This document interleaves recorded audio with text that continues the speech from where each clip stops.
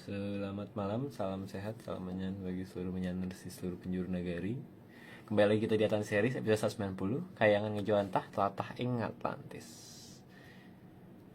Oke, kita tunggu Mas Agung dan Mbak Vicky.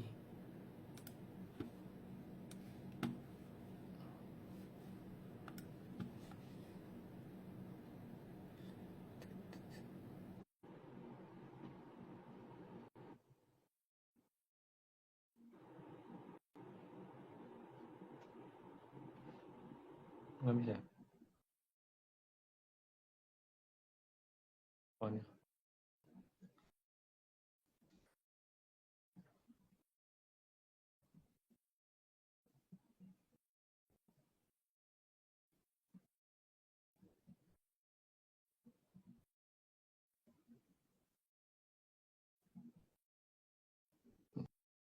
Kenapa nih?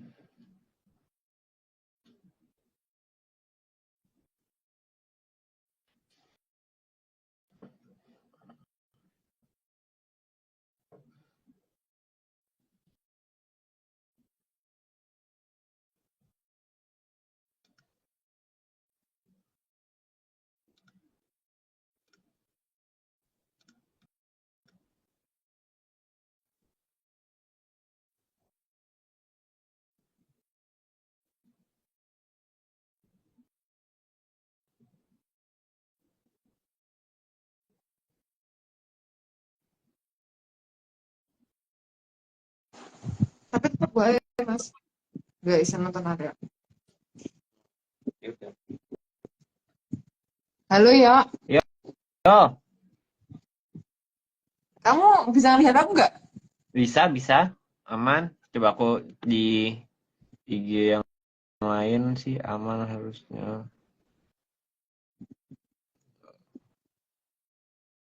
Aman Mbak di IG yang lain? Di IG menyanar sih harusnya aman berarti. Ya, di IG ku yang biasanya juga aman. Ya ini nggak kelihatan, aku bisa lihat Arya. Tapi di IG yang satunya di HP lain aku bisa sih.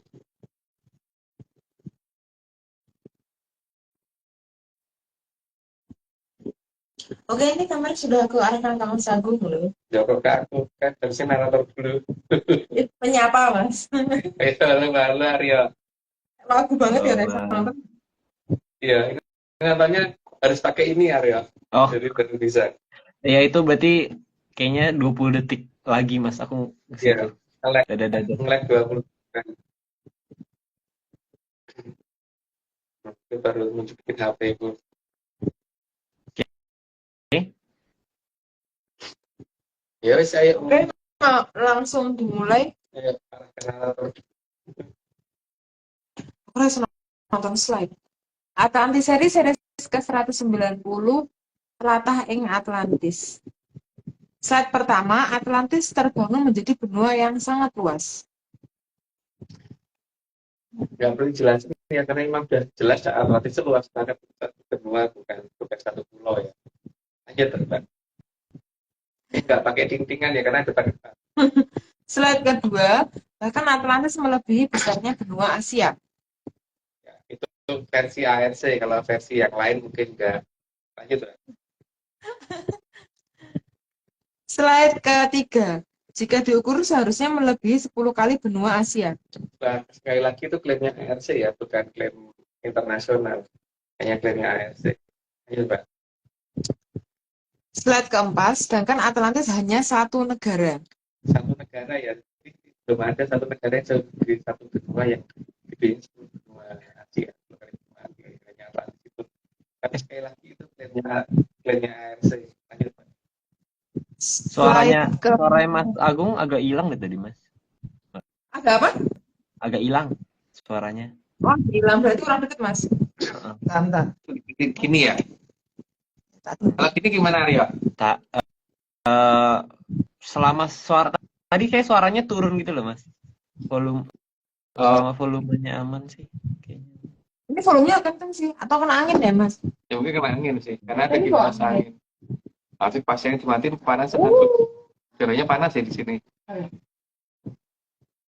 Sekarang gimana Arya? Suaraku. Aman sih Mas, sekarang aman sih. Oke. Ya wis kalau gitu. Coba Vivi yang maju. Slide berapa? Slide 5 ya? Kalau sambil sandaran bisa nggak? Biar nggak Bi- capek. Bisa sih mas, bisa. Guys, oke. Tadi 4 deh kayaknya. Slide kelima.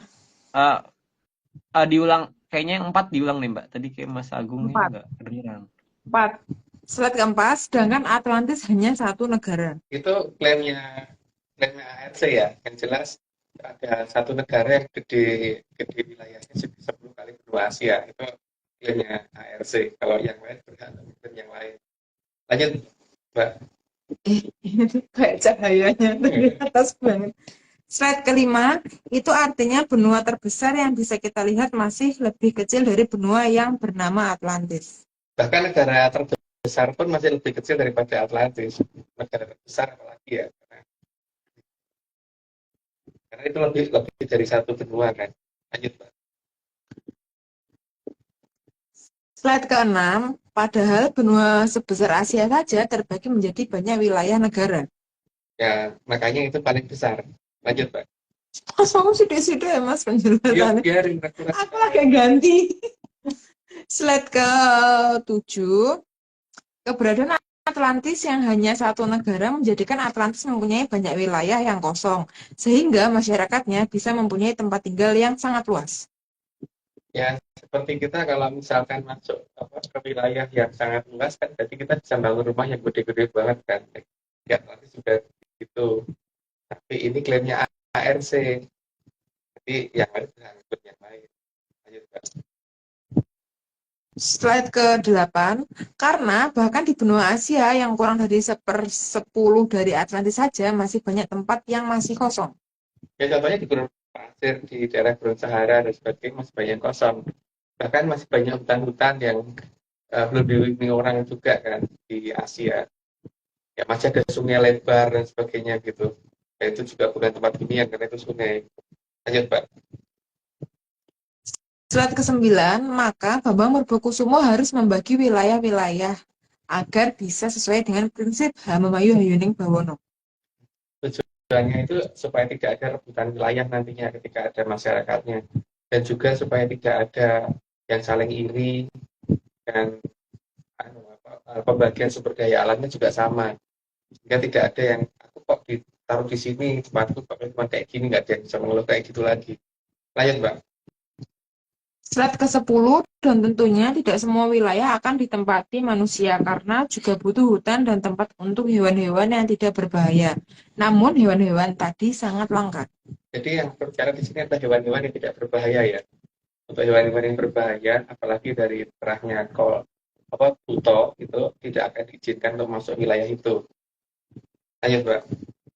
Slide ke-11, di Atlantis harus ada kota yang nantinya dapat ditempati manusia. Itu wajib kan, namanya negara gimana kalau nggak ada manusianya, dan tempatnya harus ya bertahap, ada mulai dari desa, kota, desa, kabupaten, kota dan sebagainya, itu harus ada. Cuman tingkat kemajuannya harus mendekati sama. Lanjut, Mbak. Slide ke-12, tempat yang layak ditempati manusia harus tempat yang indah dan mempunyai teknologi tinggi. Itu jelas ya, karena kalau tempatnya jelek ya siapa yang mau tinggal, dan siapa yang mau pindah ke sana juga.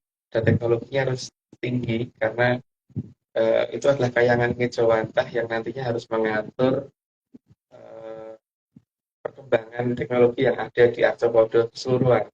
Lanjut, Mbak. Slide ke-13, selain itu, sarana dan prasarananya lengkap dan sistem pembuangan harus diatasi dengan cepat agar tidak memungkinkan munculnya trah Drubikso. Jadi berbeda dari jenis apapun, termasuk dari jenis hewan apapun, itu jangan pernah bisa muncul di sana. Maka apapun harus dikerjakan dengan cepat yang bisa menghasilkan lebih besok. Lanjut, Mbak. Slide ke-14, kota harus nyaman bagi manusia dan manusia yang ada di sana harus bisa keluar masuk benua Atlantis, asal masih sesuai aturan di Atlantis. Harus maksudnya bisa keluar masuk itu karena mereka juga punya tugas untuk mengendalikan apa yang ada di luar Atlantis, sehingga mereka harus bisa keluar dan bisa menyamar menjadi orang di luar, supaya mereka mengerti perkembangan yang ada di luar sana itu. Karena ketika janjinya sudah tiba, maka emang semuanya itu harus dikembalikan. Lanjut, Mbak. Slide ke-15, masyarakat yang keluar dari Atlantis adalah mereka yang ditugaskan keluar untuk melihat peradaban lain yang ada di luar Atlantis. Bukan hanya melihat ya, tapi juga mengamati serta menghitung waktu dan menyesuaikan dengan jangka yang ada. Sehingga mereka tahu kapan harus bertindak. Lanjut, Mbak. Slide ke-6. Slide ke-16, karena Atlantis perlu tahu peradaban lain agar punya kesadaran situasional atas perubahan zaman di luar Atlantis. Karena nggak boleh teman-teman di rumah kita ngomong.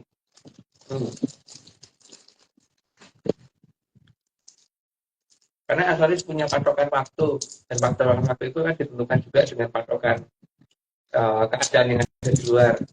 Karena semua sesuai perjanjian itu harus sesuai antara patokan waktu dan patokan itu. Karena standar waktu yang digunakan di Atlantis berbeda dengan standar waktu yang digunakan di luar Atlantis. Lanjut, Pak. Slide ke-17, sehingga Atlantis bisa mencegah jika peradaban di luar Atlantis akan menyadari keberadaan Atlantis dan mau menyusup ke peradaban Atlantis. Itu sangat penting. Bagaimana mereka menjaga keadaan supaya yang di luar itu tidak pernah sadar bahwa Atlantis itu benar-benar ada. Dan ketika mereka menyadari kondisinya memang sudah waktunya ketika peradaban di luar harus menyadari itu. Dan harus sesuai dengan aturan yang ada dalam jangka yang sudah ada. Lanjut, Mbak. Slide ke-18, selain itu sangat menjaga agar kerahasiaan Atlantis bisa terjaga sampai awal munculnya zaman Krosibu. Dia direncanakan karena nantinya kan untuk menunjukkan lebih nanti karena ini gitu kan. Nah, artinya tidak akan ada paksaan untuk pindah ke sana dan sebagainya. Lanjut, Mbak. Slide ke-19, Atlantis juga harus membatasi agar kemajuan peradaban di luar Atlantis, terutama peradaban Kolobendu, agar tidak boleh melebihi 1/10 teknologi yang dimiliki Atlantis. Jadi kemajuan teknologi tidak boleh sampai 10%, istilahnya begitu. Kalau lebih dari 10% mesti akan kebaca Atlantis ada di situ. Cuman hanya orang-orang yang punya kepekaan khusus yang akan melihat. Dan itu mungkin bukan orang yang mengerti masalah paranormal, mungkin orang yang ngerti sains seharusnya. Dan tidak mengabaikan apa-apa yang ada di alam. Karena sains saat ini kan lebih banyak mengabaikan apa-apa, contohnya kolumnar joint di atas alamnya, itu pasti tidak akan nemu Atlantis kalau caranya seperti itu. Ayo, Mbak. Slide ke-20, selain itu, agar zaman Kolobendu bisa terbebas dari kamasalah, maka Atlantis harus mengajari peradaban Kolobendu untuk menggunakan kamasalah agar dijadikan senjata untuk saling memusnahkan para Sukerta. Itu batas waktunya kan yang akan digunakan sehingga munculnya si jamur Dipo itu yang akan dijadikan batas waktu. Tapi masyarakat mulai mengenal Atlantis kembali bukan saat itu, tapi di sebelumnya cuma batas ketika Atlantis muncul itu ada di waktu itu. Lanjut, Mbak. Slide ke-21, maka Atlantis juga harus memetakan sedari awal mungkin peradaban yang akan muncul di peradaban Kolobendu yang akan berkebun jamur Dipo. Bukan hanya berkebun itu, nanti uncal-uncalan. Uncal-uncalan apa ya? Galang-galangan tuh bisa. Lempar-lemparan jamur Dipo. Lanjut. Slide ke-22, maka Bambang Purbokusumo mendefinisikan lokasi tukang kebun jamur Dipo harus disebut tanah muruk dan Atlantis harus mengawasi setiap perkembangan di sana. Karena kalau terlalu dekat dengan posisi Atlantis nanti akan membahayakan efek-efeknya. Tapi memang radiasi jamur Dipo dan sebagainya itu sudah dihitung supaya tidak membahayakan Atlantis pada nantinya. Lanjut, Mbak. Slide ke-23, maka lokasi jamur Dipo muncul nantinya harus jauh dari Atlantis agar Atlantis punya cukup waktu untuk melakukan pencegahan. Pencegahan yang dilakukan itu banyak banget ya, mulai dari bagaimana mengendalikan temperatur, bagaimana mengendalikan angin dan sebagainya itu. Mungkin untuk teman-teman yang ngerti pusaka apa tidak, kalau angin kan ngerti ya, bisa dikendalikan pakai itu, hujan dan sebagainya, badai juga bisa digunakan untuk itu kalau pusaka beneran loh. Tapi kalau pusaka cuman besi doang ya, ya hanya bisa dipakai untuk di belakang, atau diwangi di belakang, untuk itu hiasan. Lanjut, Pak. Slide ke-24, dan nama tanah Murub juga ditunjukkan daerah yang dikuasai Bathara Teacher yang sangat memuja Bathari Bibi. Kelihatan di sana itu ada banyak patung yang seperti itu seharusnya. Dan juga ada beberapa patung yang menunjukkan kesalahan dari Bathara Teacher di masa lalu, dan ukuran dari Bathara Teacher seberapa dan kulitnya seperti apa itu harus ditunjukkan di sana. Itulah wujudnya terahnya Bathara Teacher. Gitu. Lanjut, Mbak. Slide ke-25, keberadaan Sukerto dari terah Bathara Teacher dan Bathari Bibi yang merupakan mangsa para Drubiksa, terutama Bathara Jelek, sungguh sangat mengganggu di Arcapada. Karena mereka tuh adanya cuma mau menangi dewe, terus kemudian maunya ngerebut sana ngerebut sini. Makanya mereka pada saat akan melakukan seperti itu, kan nenek moyang kita sudah duluan mengadakan perjanjian untuk kita tak kasih teknologi, tapi tak kasih teknologi seperti ini, dan aku akan menghilang dulu. Tapi nanti pada saat janjinya kamu harus melakukan apa yang sudah dijanjikan ini gitu. Cuma nanti aja kalau janjinya apa. Tapi sudah mulai sering saya sebutkan. Lanjut, Pak. Slide ke-26, maka mereka harus saling menghancurkan sendiri karena nafsu mereka yang ingin menguasai segalanya. Ya, namanya juga Drubeksa. Drubeksa itu memang seperti itu kan, saling memusnahkan sendiri, dan karena memang sangat ingin menguasai segalanya. Lanjut, Pak. Slide ke-27, karena jika dibasmi tanpa mereka berbuat salah, maka pasti akan ada hukuman dari Sang Hyang Wening.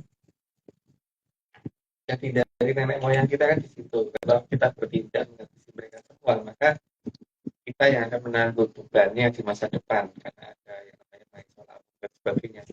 Itu dihindari oleh nenek moyang kita.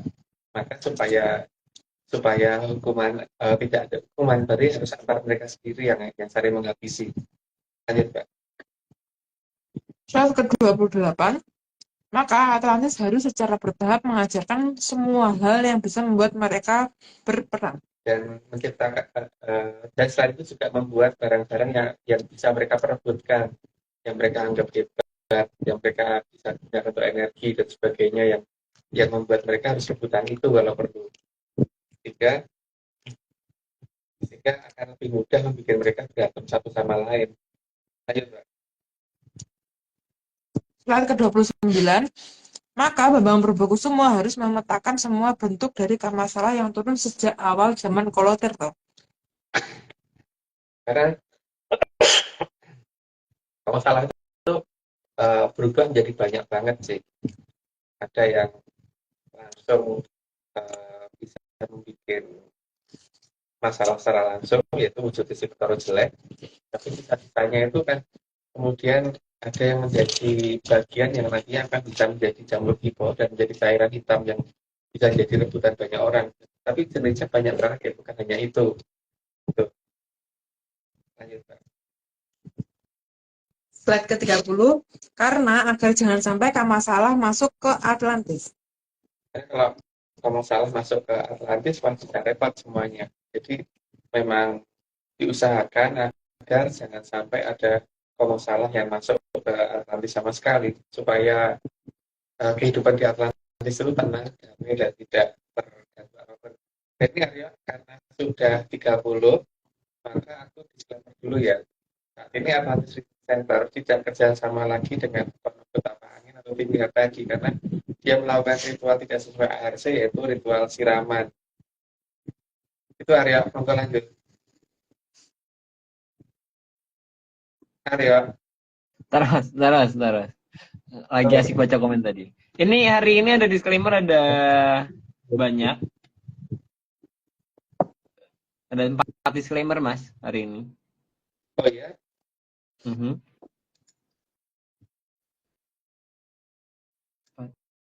4 kan ya? Bentar. Ada yang masuk short.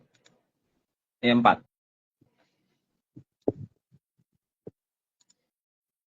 Ini katanya ada Menyanners yang ganti brand Mas. Sekarang jadi Jogja nonton wae katanya. Ganti branding dia. Jogja nonton wae. Eh, eh. Ya.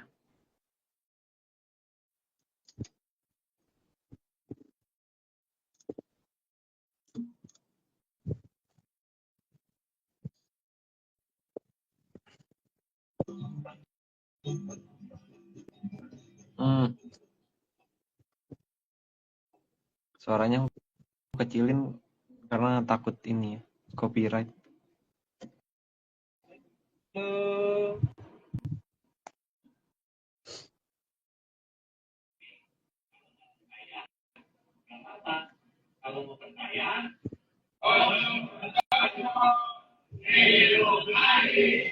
Semua ini hanya dongeng.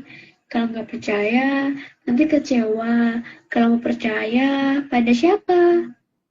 Oke. Sama ini satu lagi Mas. Dari Blitar. Ini semua cuma Sabar dong.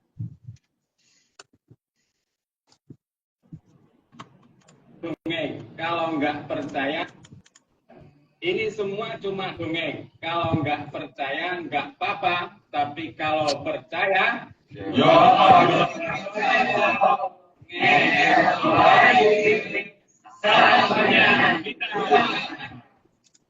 Mantap.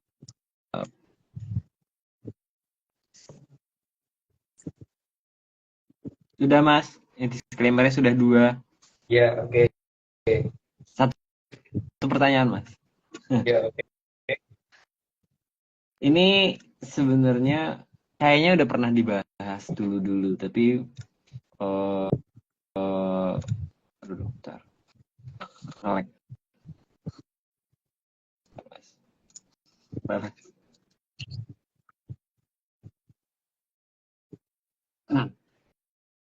Ini tentang ini Mas, tentang salah satu Punokawan Mas.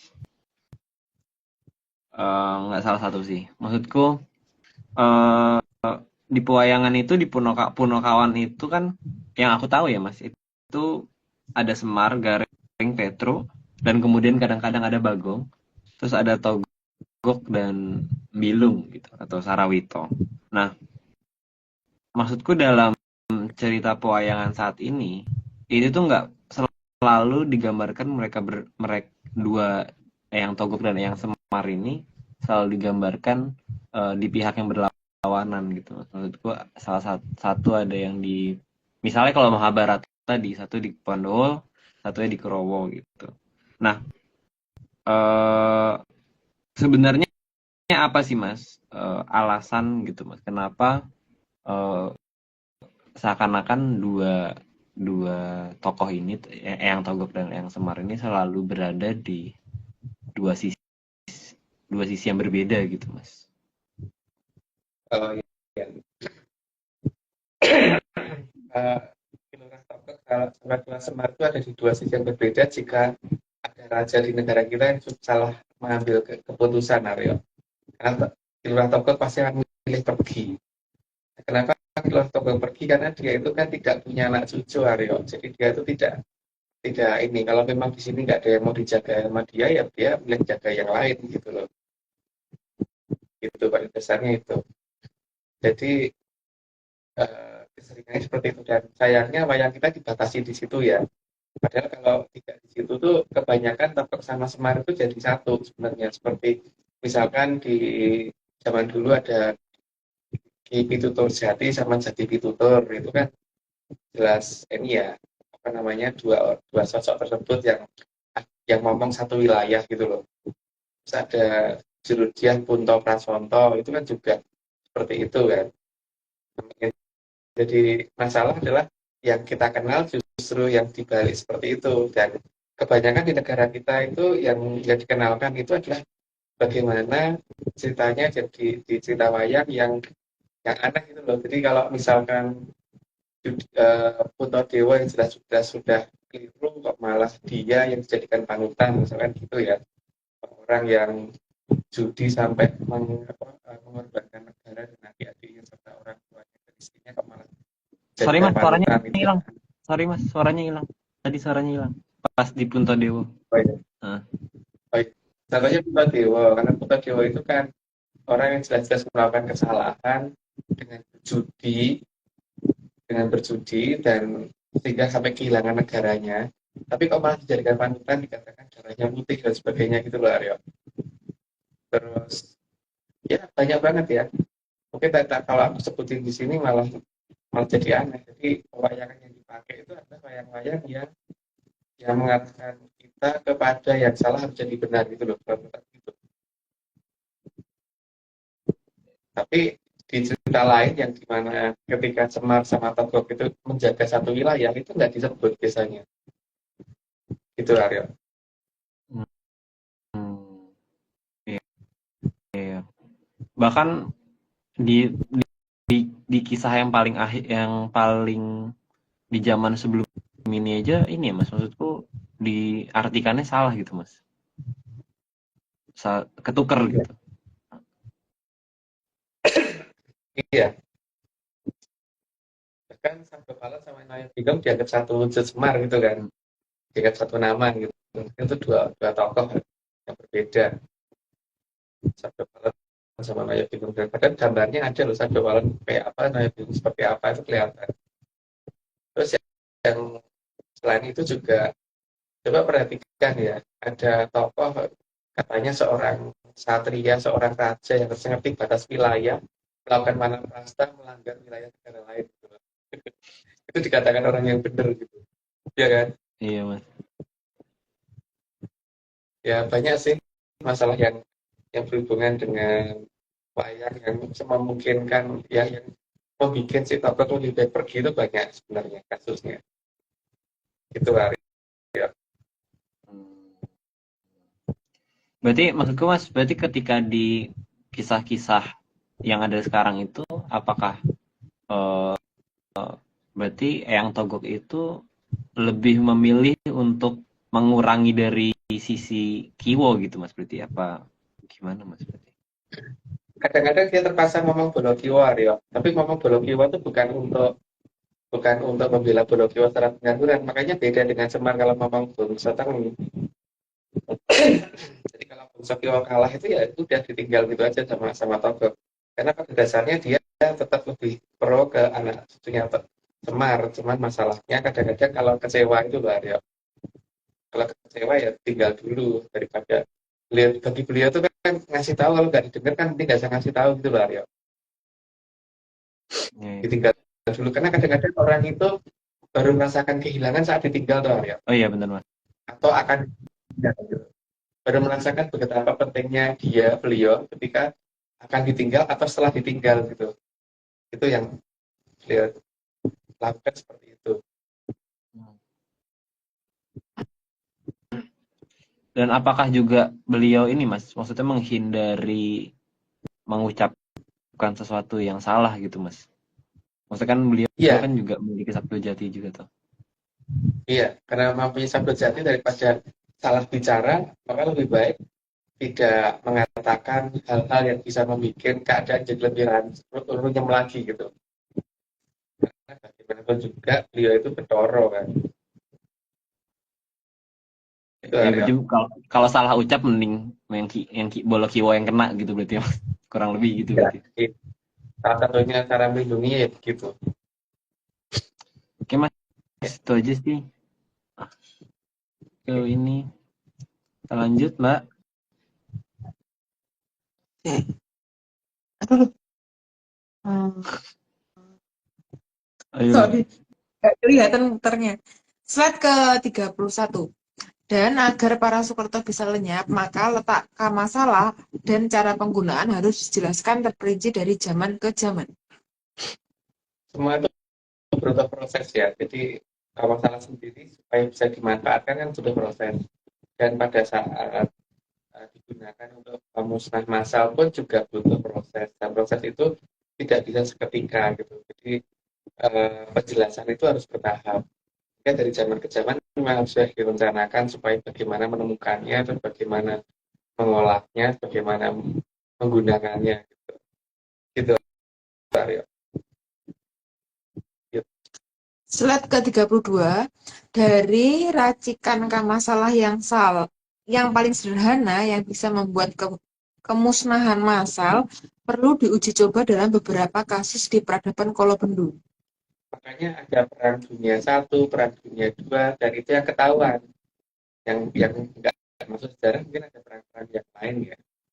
Karena kan mungkin ada perang-perang kecil sampai perang-perang gede itu tujuannya hanya untuk supaya kamu salah ini cara penggunaannya bagaimana gitu kan.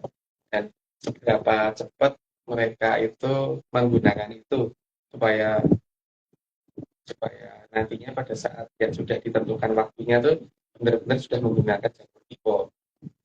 Lanjut, Mbak. Slide ke-33, Adu Soekerto dimulai dari Perang Dunia ke-1 dan itu sudah ada dalam rencana Atlantis. Itu klaimnya ARC ya.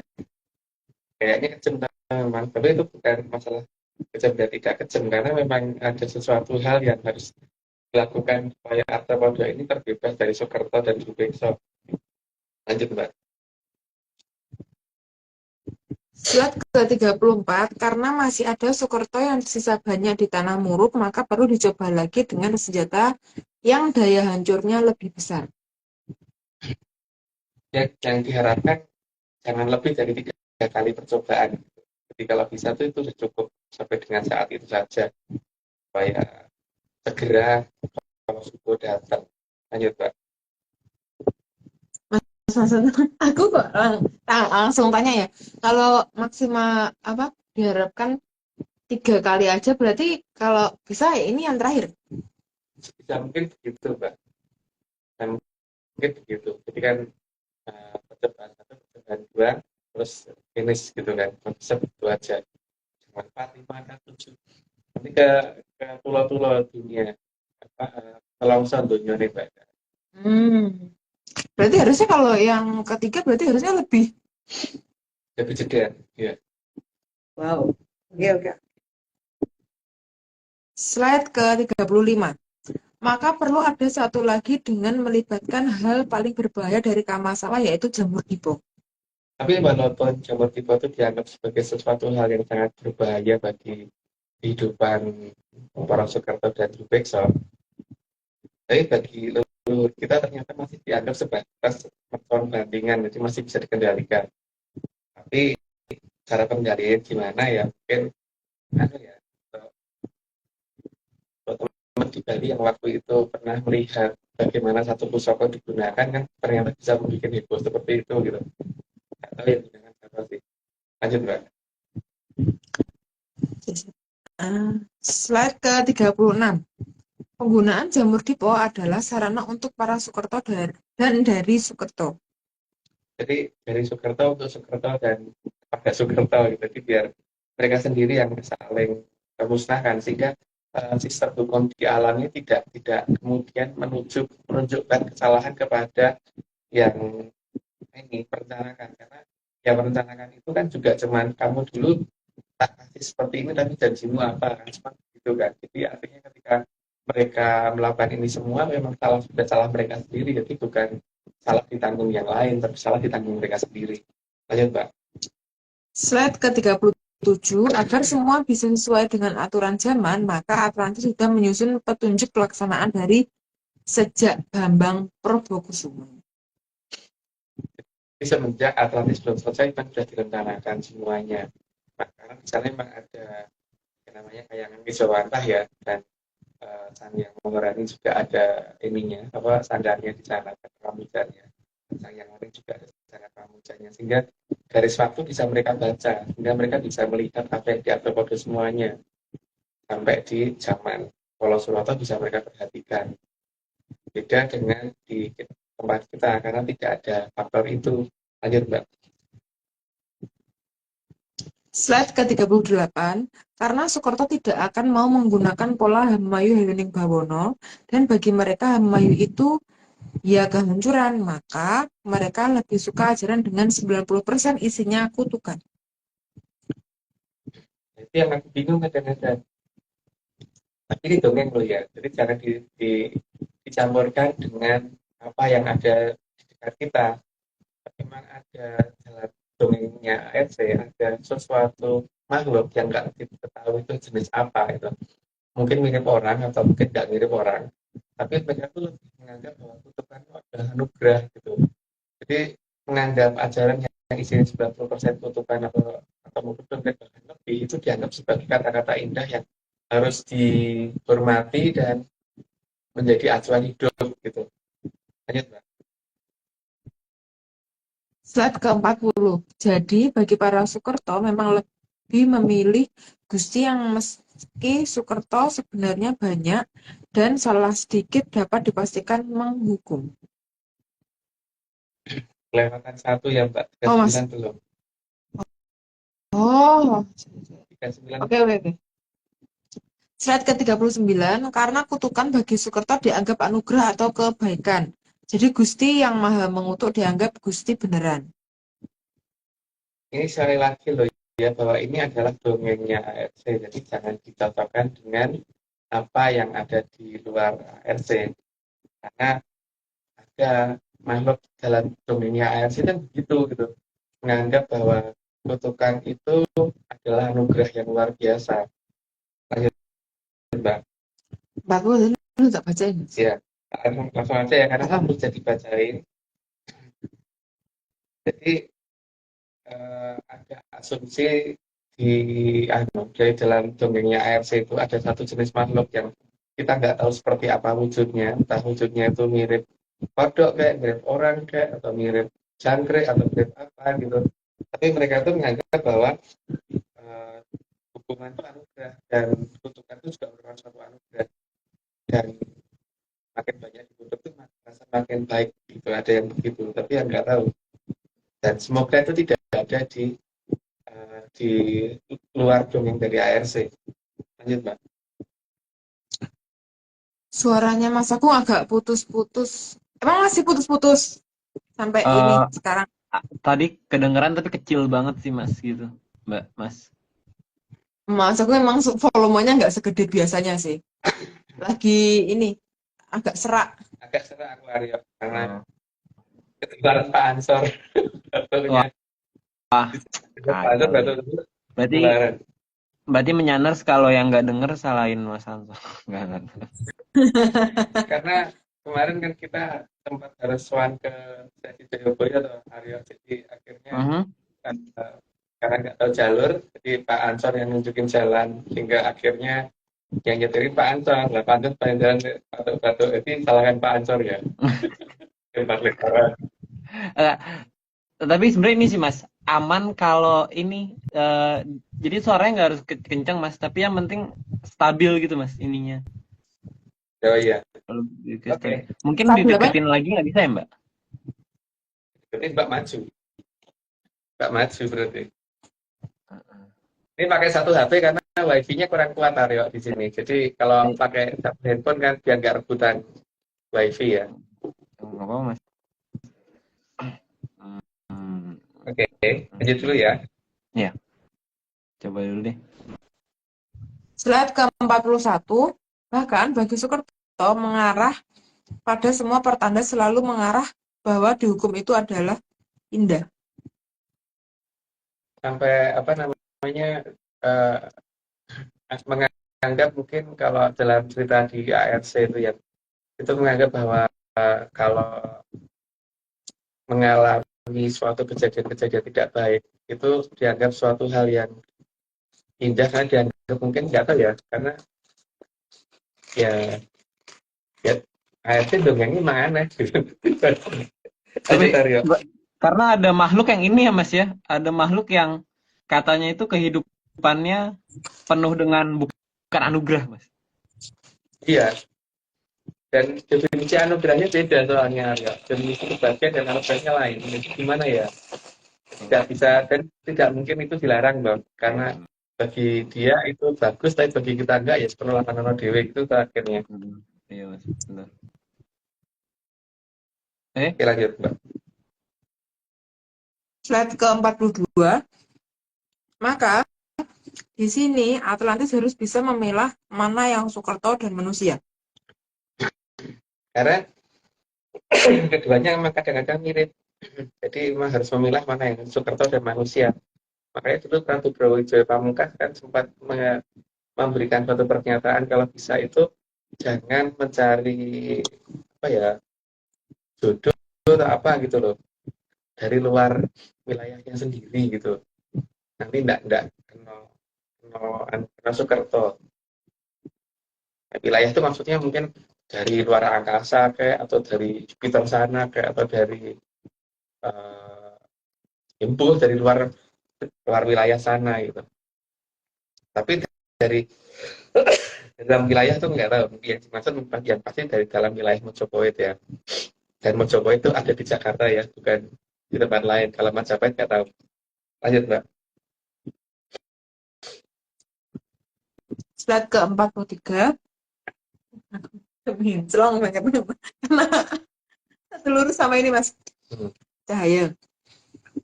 Maka Bambang Purbokusuma juga harus menyediakan tempat di Atlantis yang akan digunakan untuk tamu yang diizinkan. Manusia yang dalam masa seleksi untuk diizinkan masuk jadi warga negara Atlantis, tempat bagi hewan dan hutan.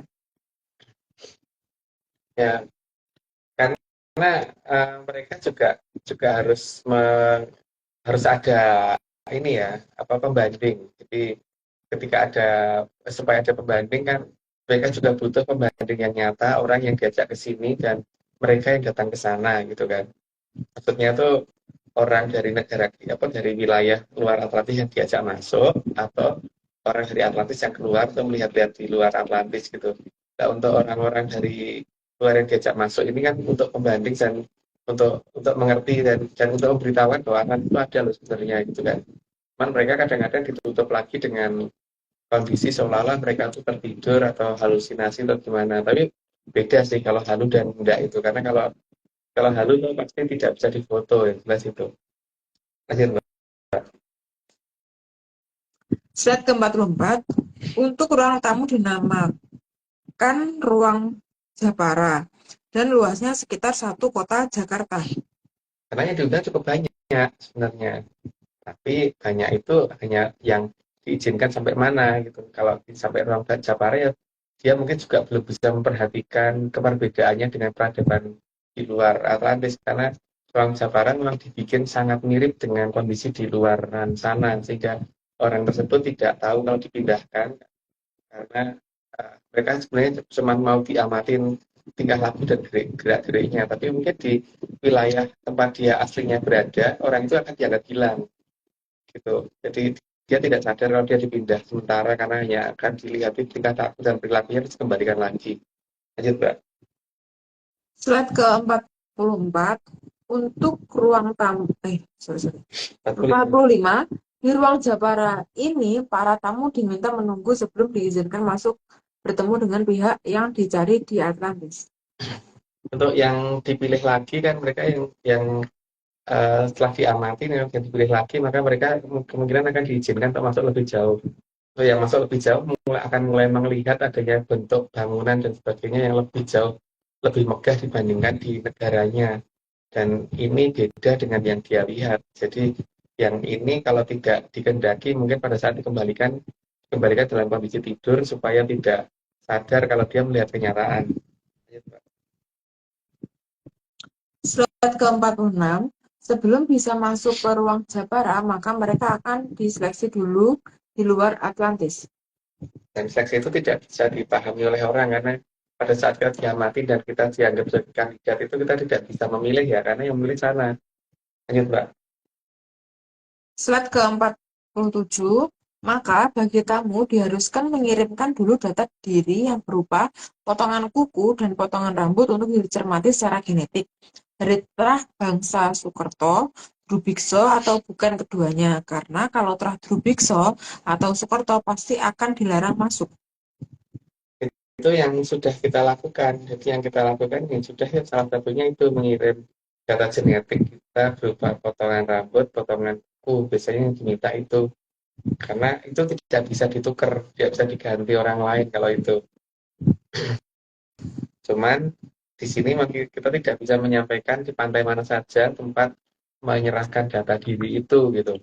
Dan tulisannya harus menggunakan tulisan apa dan sebagainya karena masalahnya itu tadi apa namanya tiap orang mungkin bisa tidak sama posisi posisi tempat menyerahkan data itu gitu. Lanjut, Mbak. Slide ke-48. Selain itu, dari uji genetikanya juga bisa dilihat tamu itu bisa berbahaya apa tidak bagi Atlantis kalau diizinkan masuk. Itu salah satu cara mereka melakukan seleksi ya supaya mereka ngerti dulu. Jadi kalau diizinkan masuk itu kira-kira ganggu enggak, rusak enggak dan sebagainya gitu. Supaya akhirnya yang masuk itu benar-benar yang tulus dan tidak akan bikin keributan di sana. Lanjut, Mbak. Slide ke-49, sehingga bisa sampai ruang Japara itu sudah dari terah yang aman. Ya itu baru sampai ruang Japara itu sudah lumayan dan tapi kalau sampai ruang Japara saja itu berarti belum bisa melihat perubahan yang megah-megahnya belum ya karena di sana tuh masih mirip dengan kondisi di sini karena itu kayak tempat apa tuh namanya tempat mirip dengan sini yang dibikin mirip apa tempat miniatur yang dibikin mirip dengan tempat orang-orang yang diambil itu. Lanjut, Mbak. Mas, kalau Japara tuh ada kepanjangannya atau dia artinya apa atau apa? Maksudnya nama aja yang bisa diartikan atau gimana sih, Mas? Atau menyimpulkan apa? Kemungkinan dia kata Jopo Moro ya jadi yang di apa bangunan yang kelihatan itu bangunan hologram bangunan Japanan gitu kan. Jadi ketika orang datang ke sana itu ada daerah-daerah yang mirip doang gitu loh bukan tempat yang asli tapi mereka nggak sadar gitu, Mbak. Slide ke-50, agar tamu tidak menunggu merasa kelamaan, maka ada fasilitas menghentikan waktu bagi yang sedang menunggu. Jadi memang ada waktu seperti itu jadi kalau misalkan dia dalam proses yang harusnya diamatin tapi dia belum bisa teramati karena kurangnya petugas jadi memang ya dibikin ini dulu dihentikan dulu cuman orang-orang seperti ini biasanya akan merasa normal dirinya tapi keluarganya merasa loh kok kamu pergi sekian lama gitu. Tapi kok keren ya, Mas, nih fasilitas menghentikan waktu. Iya dong karena kan ada sang yang mahorani di sana yang berhak untuk menjaga batas waktu. Oke, slide ke-51. Jadi bagi para tamu saat menunggu akan merasa sangat sebentar. Rasa sangat sebentar bagi dia tapi bagi yang ditinggalkannya lama gitu. Lanjut, Mbak. Slide ke-52, maka tidak akan ada tamu yang bosan menunggu di ruang Japara. Tidak mungkin bosan karena dia merasa tidak berada di luar tempatnya berada, jadi merasa di tempat yang dia kenal. Lanjut, Mbak.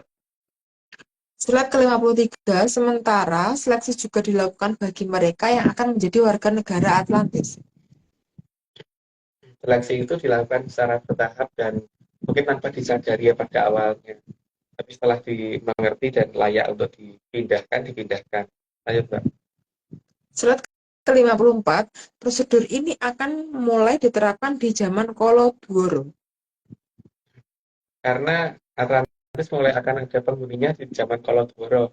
Itu sesuai dengan pernyataan dari Sang Yang Wening waktu itu. Lanjut, Mbak. Slide ke-55, jadi di zaman Kolodworo mulai akan ada penghuni dari benua Atlantis. Itu dari kerajaan Dahanapura seharusnya. Nah, untuk bagaimana proses datanya mungkin ada di episode berikutnya ya, ditunggu dulu. Lanjut, Mbak. Slide ke-56, untuk bisa diseleksi maka semua penduduk harus sudah terdata di kerajaannya dulu dan berkelakuan baik.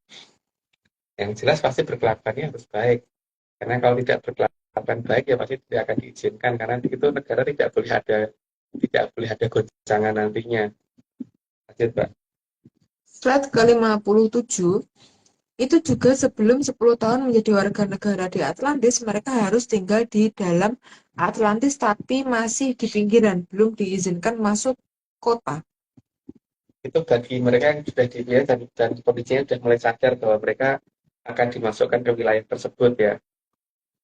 Itu jadi tidak mungkin diizinkan masuk, tapi sudah bisa melihat dari ke dalam kira-kira ada apa. Lanjut, Pak. Slide ke-58, tapi namanya juga Atlantis, bahkan emperannya saja sudah jauh lebih mewah dari tempat asalnya yang akan menjadi warga negara Atlantis. Ya, gampangannya gini ya, kalau rumah mewah itu emperannya pasti juga mewah dibandingkan rumah gubuk gitu loh. Sama-sama punya emperan, tapi kan emperannya rumah gubuk sama rumah mewah itu pasti lebih bagusan rumah mewah. Apalagi istana, emperannya seperti apa. Jadi emperan suatu bangunan yang sangat suatu negara yang mewah ya pasti juga sudah sangat mewah. Bahkan lebih bagus daripada dalam negaranya sendiri. Ayo, Pak. Slide ke-59, namun bagi yang selama 10 tahun itu 3 kali saja membuat masalah, maka diharuskan meninggalkan Atlantis. Ya iya, karena kalau tidak dipaksa pergi nanti bisa rusak keadaan secara benar-benar. Ayo, Pak. Slide ke-60, tapi kalau kesalahannya sangat fatal, maka baru melakukan saja sudah diusir. Yang fatal itu banyak ya, seperti bunuh orang, terus tanpa alasan, atau ya banyak banget perampok dan sebagainya. Di sana tidak boleh ada orang dengki, serai, dan sebagainya tidak boleh. Orang berpolitik seperti ngakali dan sebagainya juga nggak boleh. Karena sesuatu hal yang kayak sederhana seperti ngakalin orang lain itu nanti efeknya ke sana akan lebih parah lagi. Itu kali ini sudah 60, aku disclaimer dulu. Saat ini Atlantis Cleanup tidak kerjasama lagi dengan akun anggota Awak Angin karena atau tim tadi karena dia melakukan ritual dan sesuai ARC yaitu ritual siraman. Oke, lanjut Aryo. Ini Aryo. ini ada disclaimer dari Blitar lagi.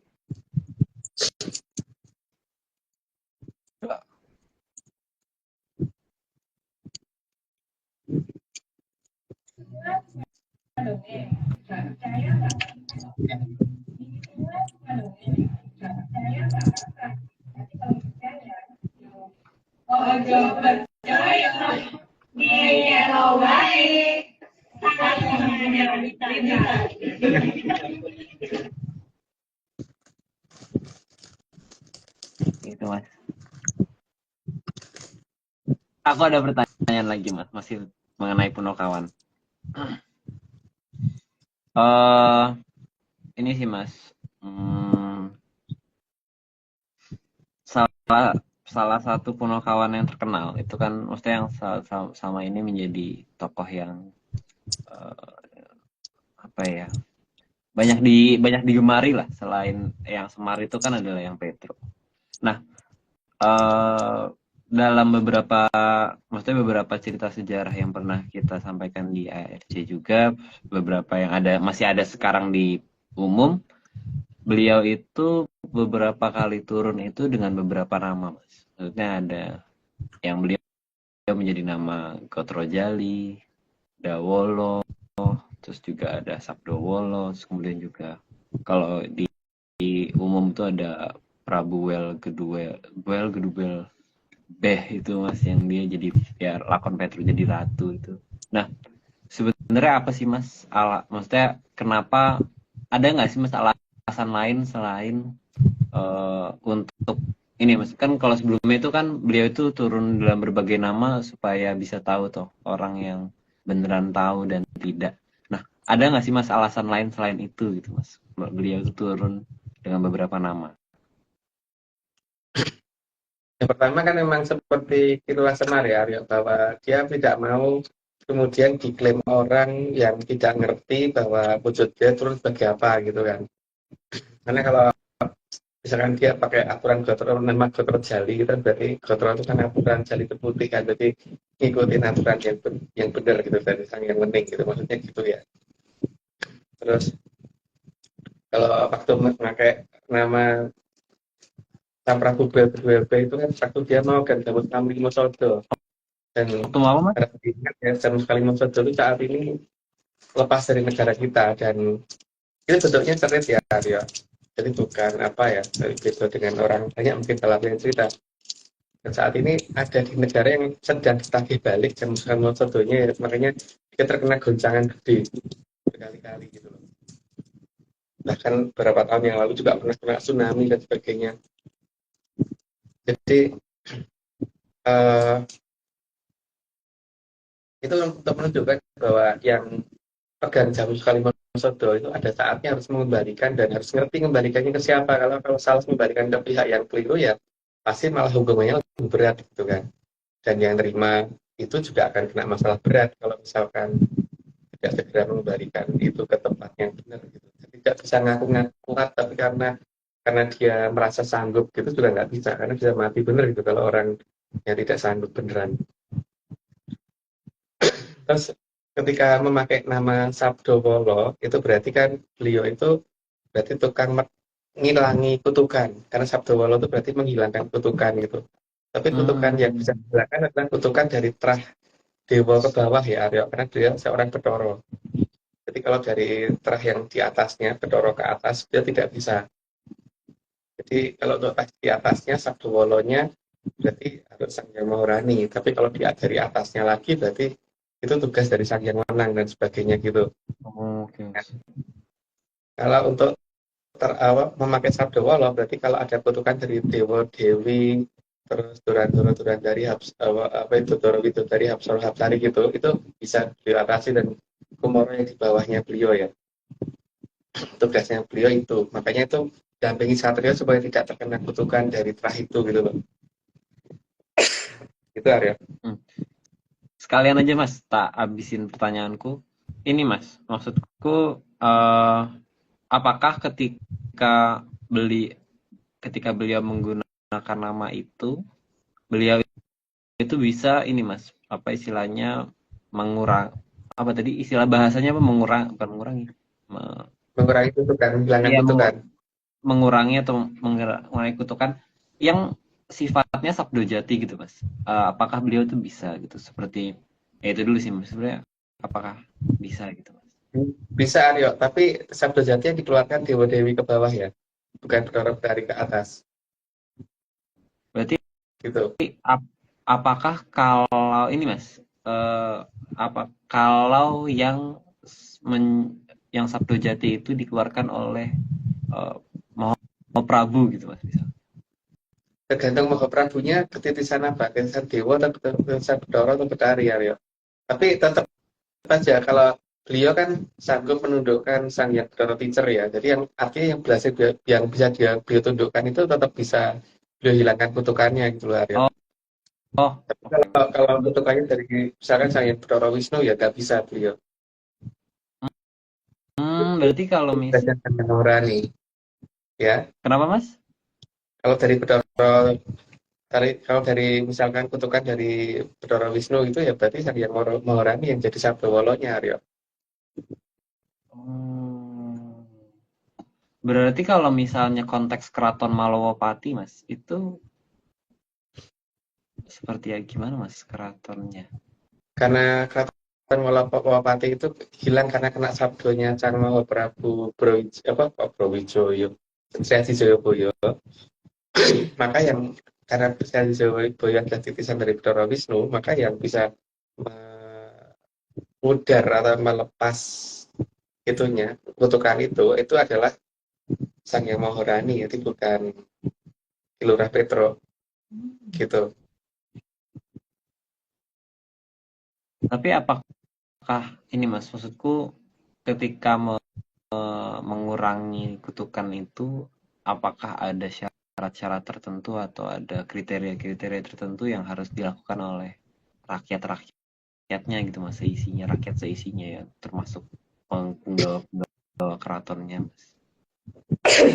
Ada ya, minimal selama ada dalam kondisi halimunan itu mereka tidak mengganggu masyarakat yang di luar ya. Jadi tidak menunjukkan sebagai apa ya, menunjukkan sebagai pengganggu atau kajiman atau gimana. Tapi kalau mereka mengganggu kan untuk dasar melindungi suatu wilayah, misalkan ada daerah tertentu yang akan diserang oleh, misalkan mau diserang oleh preman atau gimana, kemudian mereka melindungi dengan cara seperti penampakan diri atau gimana sehingga premannya kabur, itu mereka nggak bisa disalahkan. Tapi kalau misalkan ada orang lagi mau pergi, mau ke pasar terus kemudian dia menampakkan diri lah, itu dia nggak boleh yang seperti itu ya. Orang-orang seperti itu yang nantinya tidak bisa kembali wujudnya ke ini pada saat Sabdowolo dikeluarkan oleh Sang Hyang Mawarani Arya. Tapi Oh, karena Malawapati itu adalah keratonnya Angling Darmo, dan Angling Darmo itu adalah putranya Sri Hadijowibowo yang paling sulung, dan saat ini akan ada acara dengan adiknya, akan ada acara besar, maka Malawapati memang akan ini lagi akan dimunculkan kembali. Makanya hmm. kan nantinya itu pada saat akan ada acara di Atlantis itu akan ada ciri-ciri di mana Malawapati akan muncul duluan gitu loh. Makanya ada petunjuk dari Gunung Halimunan karena itu akan munculnya Malawapati secara bertahap. Tapi bertahap itu apakah bisa dilihat semua orang apa tidak, aku masih belum tahu ya. Tapi yang jelas beberapa orang mungkin bisa melihat. Tapi minimal suara dari apa namanya, kebisingan Malawapati mungkin bisa diperhatikan orang nantinya pada saat sudah mendekati acara di, kalau kalau dalam bahasa Inggrisnya tuh mungkin kalau akan ada acara di Lembah Cawene gitu, kalau dalam bahasa Jermannya gitu.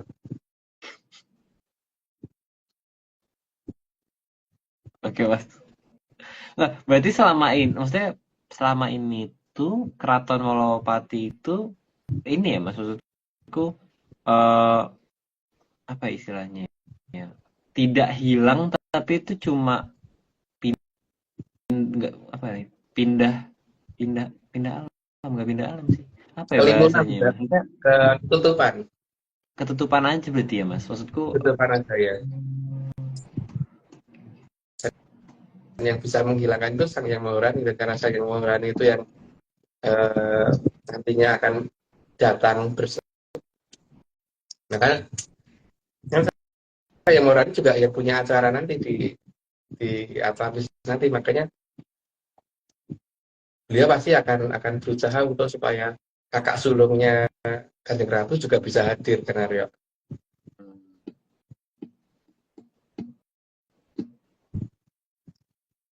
oke, Mas. Itu aja sih, Mas. Pertanyaan dariku.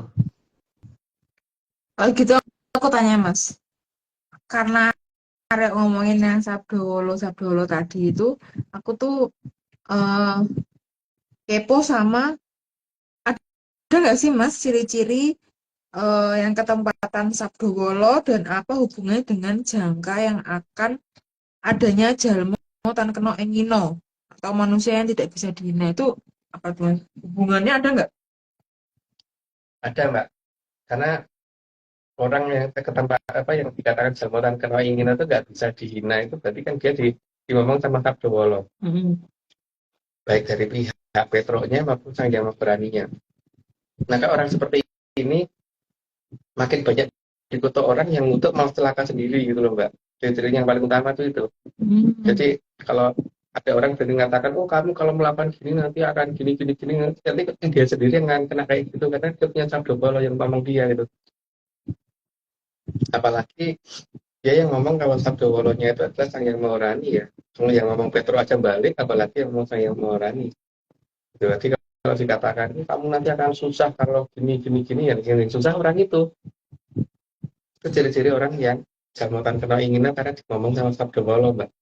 Eh, tapi Mas, kalau ngomong sama Sabdowolo berarti dia juga bisa untuk apa namanya, eh hitungannya bukan mengatasi ya, mencabut juga bukan ya, kayak kutukan gitu. Bisa nggak sih Mas? menghilangkan kutukan Ah, sabda wolo itu artinya. bisa menghilangkan kutukan juga. Iya. Terus Makanya tata, membalikkan kutukan juga bisa kan. oh terus itu kalau misal tatarannya dimomong sama itu bisa mengembalikan sejauh mana tuh Mas? Kayak misalkan kalau tadi yang kan dari di bawahnya Batara Batari gitu kan. Kalau kalau yang ini Ya, kalau porsinya, kalau apa sang yang Maurani ya berarti di bawah beliau bisa ditundukkan semua untuk semua kutukan. Tapi kalau misalkan Petro ya berarti yang kalau cuma kutukan dari manusia yang balik beneran itu dan bisa berbahaya kalau yang berhadapan sama sabda wolonya Petro karena Petro itu tegelan mbak. oh aku pikir itu langsung yang Petruknya yang Nyabdowolo, ternyata enggak ya, yang Enggak, dimomong tuh juga se itu sekuat itu gitu ya Mas? iya. Jadi otomatis karena Petronya di sekitarnya dia. Oh, Oh, Jadi begitu ada orang yang mengutuk dia ya habis mbak. oke oke oke. berarti Aku, apakah Jadi toh mungkin jalinya mungkin ini ada di tangannya, Mas? kenapa mbak? Kenapa Arya? Nah, waktu itu kan pernah ada kayak di series berapa ya? Series puluhan, Mas, masih. Bahwa katanya ciri-cirinya itu eh, salah satu bentuk Tojali memomong beliau itu ada pertanda apa di tangan kanannya gitu ya Mas ya? Apa tangan kiri? Ya. Aku lupa ya. tapi itu bukannya beda ya? Ya itu Tojali itu Petro. Tapi emang yang dimaksud itu tuh Sabdowolo Mas maksudnya. Iya, Itu tetap Petro oh. sabda wolo. Tetap dalam wujud apapun dia tetap sabda wolo mbak. Hmm. Makanya mungkin paling gampang itu mungkin kalau ada teman-teman yang pengen mencoba coba deh ngutuk orang yang orang itu dikutuk bisa enggak. Kalau dikutuk balik ya berarti oh kuy jadi aku dan dikasih tahu oh aku tadi ngutuk orang itu ternyata aku yang celaka. Oh, berarti itu layak oh berarti kira-kira dia gitu. Tetapi kan nggak bisa ngasih ini Mas, nggak bisa ngasih kesaksian dong karena kan dia langsung balik itu kan repot. Jadi ngutuknya yang ringan-ringan lah ya. Gimana tuh kalau kayak gitu? Oh kok Repot. suge gitu. Oh, Terus balik itu beneran. kayak Terus ternyata kita yang suge gitu. Atau oh gue jangan kau cilaka ini karena kau cilaka terus yang cilaka kita sendiri gitu kan orang yang sabda wolo. Tapi kan namanya kutukan kalau dikatakan kue suge itu bukan kutukan ya masalahnya mbak. Padahal aku pengen loh dikutuk suge itu mbak. ya tak kutuk kok ya Mas. Dikutuk jadi orang sukses gitu mau mbak. Tapi masalahnya kalau dikutuk jadi orang sukses namanya bukan kutukan karena kutukan itu kan kata-katanya pasti menuju ke arah yang buruk gitu kan. Tapi Mas, Kok kayaknya kalau berat ya. beberapa makhluk kan ada yang begitu Mas. Gimana ada? Beberapa makhluk ada yang menganggap itu kutukan Mas. Iya sih. Beberapa nggak begitu ada yang ya misalkan dikatakan baik malah dia nganggap aku dihina gitu ya. Seperti misalkan Aryo kalau tak uji ini, Wah, Aryo sekarang sudah taat taat apa gitu. Mau aku tambahin taatnya. aku gini Mas. Nanti nanti Mas Agung dijauhin si si tidak kecil loh Mas gitu. Hmm. Maka sekarang dekat dengan si apa anak jelek tidak kecil gitu, Aryo kan malah tersinggung dong. Aku Tapi malah kalau terhibur. nah ya kan beda-beda Aryo. Tapi Mas, apakah Sabdowolo juga akan menyertai sang SP sehingga bisa membatalkan Sabdo Jati yang berupa kutukan di masa lalu? Mungkin Seharusnya nggak sih? bisa Mbak, karena ada dua sabda wolo yang ngikutin kan di situ. Tiga sih harusnya sang yang penting juga ngikutin. Apa aja berarti? Yang ngikutin siapa sih Mas? Petro, Hmm? terus sang yang Maurani sama sang yang Wening. Sehingga dia harusnya bisa medar itu. Tapi minimal sampai di batasan yang Maurani saja sudah bisa membatalkan sabda jatinya sang yang Bathara Wisnu. Seharusnya gitu.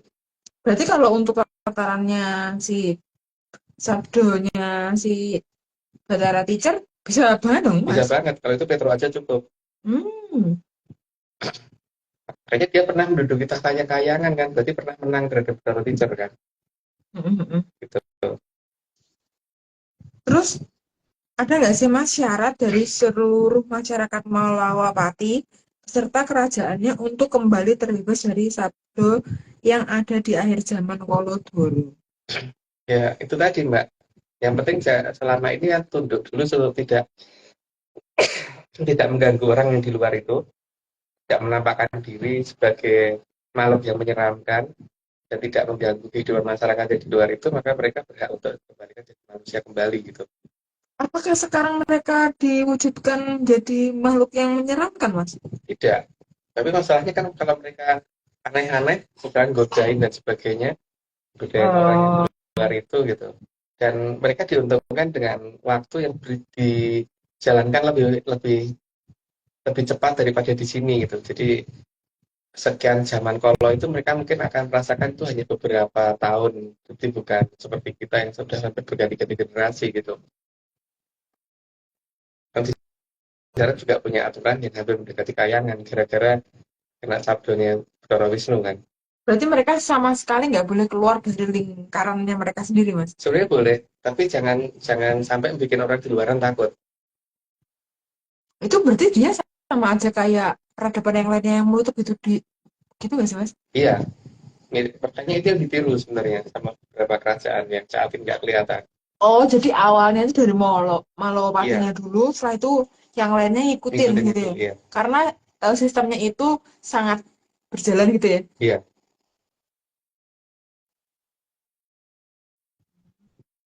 Jadi dari peristiwa yang itu tidak disengaja tidak disengaja malah bisa menginspirasi untuk penyelamatan. Nusantara. Oh, oke. Kok bisa ya? Keren, keren. Oke, mungkin lanjut ya, Mas. Iya, Slide ke-61. Maka semua jenis alat pengawas ditempatkan di bagian 4. itu di bukan hanya di di Atlantis ya, tak pikir di zaman sekarang juga seperti itu kan, di rumah-rumah juga ada CCTV dan sebagainya, cuman CCTV yang kita miliki tidak seakurat sana sih ya Pak. Slide ke-62, dan semua alat pengawas itu cenderung tidak terlihat sehingga baru merencanakan saja sudah akan dapat peringatan. Karena bisa membaca perasaannya orang, jadi orang baru mikir ketahuan. Lanjut Mbak. Slide ke-63, jadi kejahatan hanya bisa dilakukan spontan. Dan yang spontan ini kalau dianggap kesalahan besar akan langsung diusir. Jadi eh, dibaca dari kejauhan dulu ya, ketika sudah ada niat buruk itu ya sudah langsung nggak usah masuk gitu aja. Atau kalau sudah terlanjur masuk ya diusir. Jadi baru berpikir aja udah nggak boleh di sana. Lanjut Mbak. Baru berpikir aja boleh, tapi kalau berpikir untuk hal yang Iya, untuk buruk, tindakan buruk ya. Berpikir hanya cuman bayangin doang nggak apa-apa, tapi kalau berpikir kamu bisa tak gini, rencana ini, itu nggak boleh udah. tapi Mas kalau misal kayak spontan gitu, kira-kira apa yang membuat seseorang itu bisa berpikiran itu gitu, Mas? Karena mungkin iri, terus mungkin pengen lebih dari yang dia terima, kalau dia merasa kurang kok orang lain lebih dari dia dan sebagainya gitu kan Mbak. Tetap bisa ya kemungkinan terjadi itu Tetap tuh. bisa, karena memang manusiawi banget seperti itu. Oke, oke. Slide ke-64, bagi yang merencanakan kejahatan, kalau besar juga langsung diusir. Tapi kalau kejahatan kecil akan diberi peringatan dan masa tinggal di tempat sementara akan ditambah 50 tahun lagi. Jadi ada tempat pengasingan juga ya di sana. Jadi kalau misalkan karena 50 tahun bagi mereka itu nggak lama, karena mereka ada aturan yang berbeda, aturan putaran waktu yang berbeda dengan negara kita. Jadi kalau misalkan melakukan kejahatan yang dianggap merencanakan sesuatu hal yang berupa kejahatan walaupun itu kecil ya sudah langsung dipinggirkan dulu sebelum merusak segala-galanya.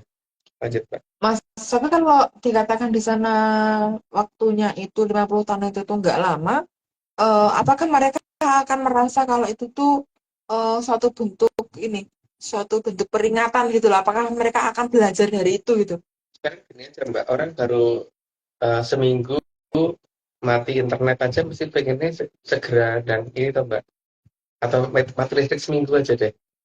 Ada ada ada kondisi kenyamanan yang tadinya segitu terus tiba-tiba itu berkurang satu itu aja listrik aja, itu pasti tetap beda toh Mbak. Apalagi kalau dipindahkan ke suatu tempat yang kapasitasnya berkurang banyak gitu, pasti terasa deh.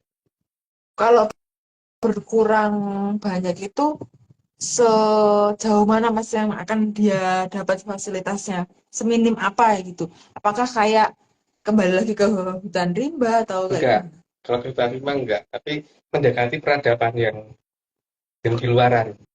Yang kalau bendungan. Heeh. Tapi wis ngeri dewe lah, paling tidak tuh peradaban kayak gitu tuh dia pasti nggak mau kan. Berarti kalau kayak gini gimana? Ya kalau dari sini ke sana happy banget Mbak, tapi dari sana ke sini ya enggak Iya, happy. maksudnya berarti untuk kelasnya sana, sini itu suatu hal yang sangat ini ya Mas, bisa banget untuk belajar mereka ya. Iya. Makanya memang ada yang diutus ke sini untuk ngawasin sini itu ada, tapi paling tidak orang yang tinggal di sana itu kan paling tidak untuk menuju ke sini itu sudah milih enggak atau kalau bisa itu.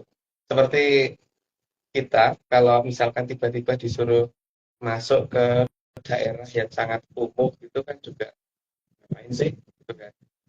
Tapi orang-orang dari wilayah yang seperti itu disuruh masuk ke kota besar yang mewah dan megah kan pasti pengen loh. Berarti kalau dari sana ke sini lihat teknologi sekarang yang seperti ini tuh mereka ngelus dodo doang ya Mas? Iya. Makanya ketika mereka dipindahkan ke tempat seperti itu, mereka berpikir akan dikembalikan ke wilayah itu, yang mending mending milih tidak, toh, Mbak. Oke, oke. Slide ke 65.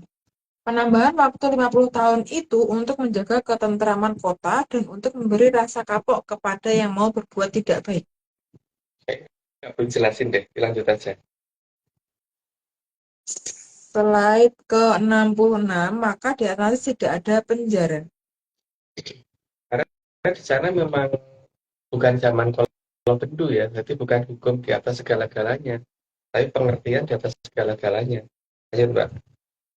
Pengertian dan pemahaman. Pemahaman, iya.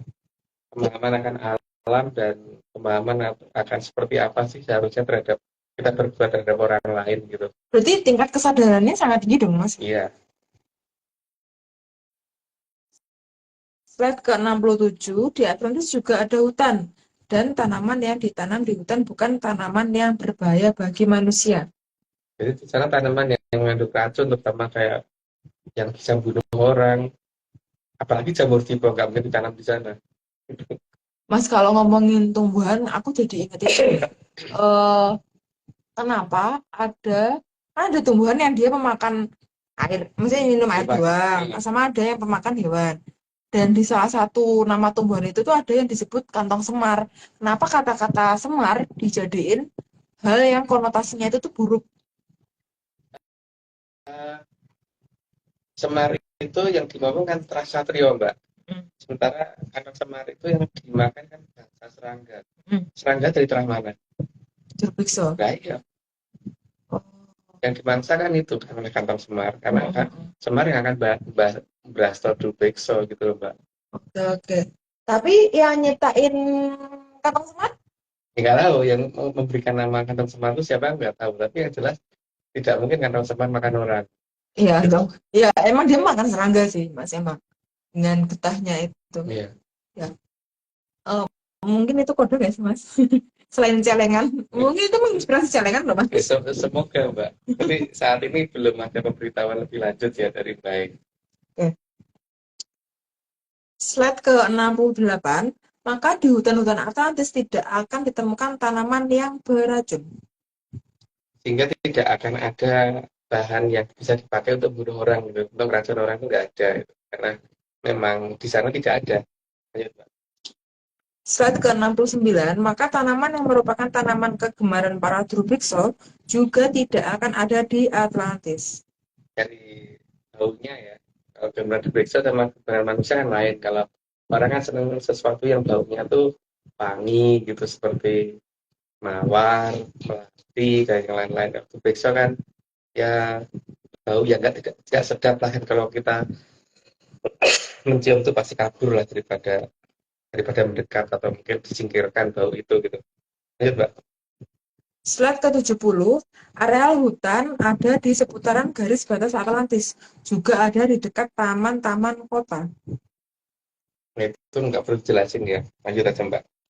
Slide ke-71, taman kota sebagai bagian dari keindahan Atlantis juga dijadikan tempat untuk rileks bagi masyarakat yang sedang stres. Ini hanya hanya intro dari ARC tentang Lembah Cawen itu seperti apa gitu. Karena yang kita ketahui berdasarkan dongeng ARC begitu gitu. Lanjut, Mbak. Slide ke-72, di beberapa taman kota juga berkeliaran hewan yang dianggap mitologi oleh peradaban Kolopendu. Seperti kuda terbang dan Pegasus dan sebagainya. Mereka punya nama sendiri ya, bukan pakai nama Pegasus gitu. Lanjut, Pak. Sejauh mana Mas hewan-hewan yang akan dia bukan dilepas ya, maksudnya yang kayak seolah-olah dianggap imajinasi ada gitu. Banyak banget sih. Seperti naga terbang dan sebagainya gitu kan. Itu termasuk hewan yang ini toh, yang adanya di alam mitos.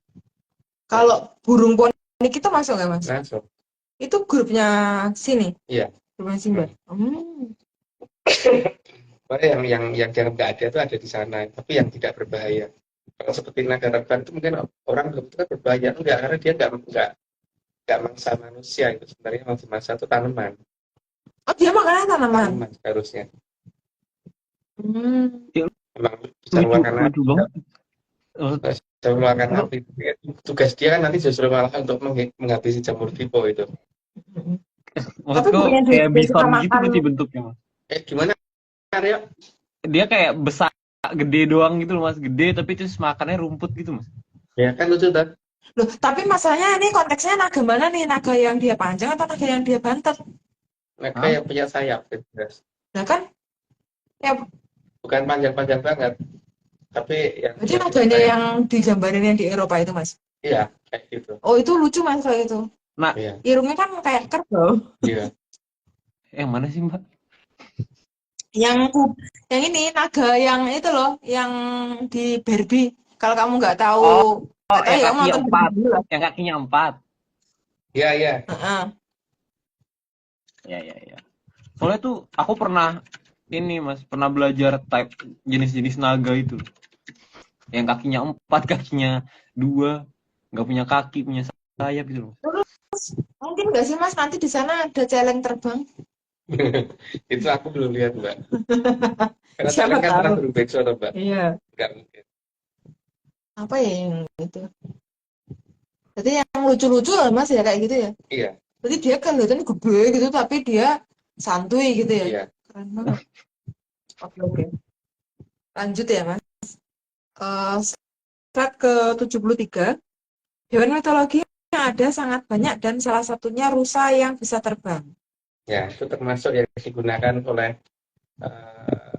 luar Sabdo untuk balik ke Nusantara nanti kan pakai itu kan. Sorry, kok gambarnya ada aku. Enggak, aku ini Mas.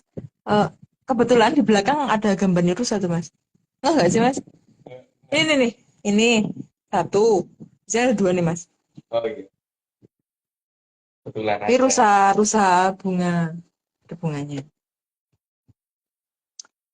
Slide ke-74, maka di Atlantis ada tempat khusus bagi Aji Kidang Kencono milik Sang Hyang Bataraan III. Itu kan tempat itu makanya ditiru oleh Panembahan Anyokrawati sehingga dia menyediakan kandang menjangan gitu kan. Tapi seharusnya namanya kandang kidang bukan kandang menjangan karena menjangan itu lebih mengarah ke buat jangan. Memasak. Lanjut, Mbak. Slide ke-75, tempat para kidang kencana itu dinamakan kandang menjangan. Yes, baru aja disebut. Lanjut aja, Mbak. Slide ke-76, ada juga berbagai jenis kuda terbang, namun kuda terbang yang bercula adalah milik Sang Mahaprabu. Milik pimpinannya ya, karena dulu kan waktu dibikin itu belum ada rakyatnya sehingga dipikir nantinya Mahaprabu, tapi ternyata kan yang menguasai Maharatu. Lanjut, Mbak. ke-77, keberadaan kuda terbang itu makin menambah fantastis keberadaan taman kota. Karena ada hewan yang berkeliaran dan lucu gitu. Apa namanya? Sangat langka. Ayo, Mbak. Slide ke-78, bahkan titihan Sang Hyang Batara berupa Retna Peksi Jaladhara juga dititipkan oleh Sang Hyang Batara Wisnu di Atlantis.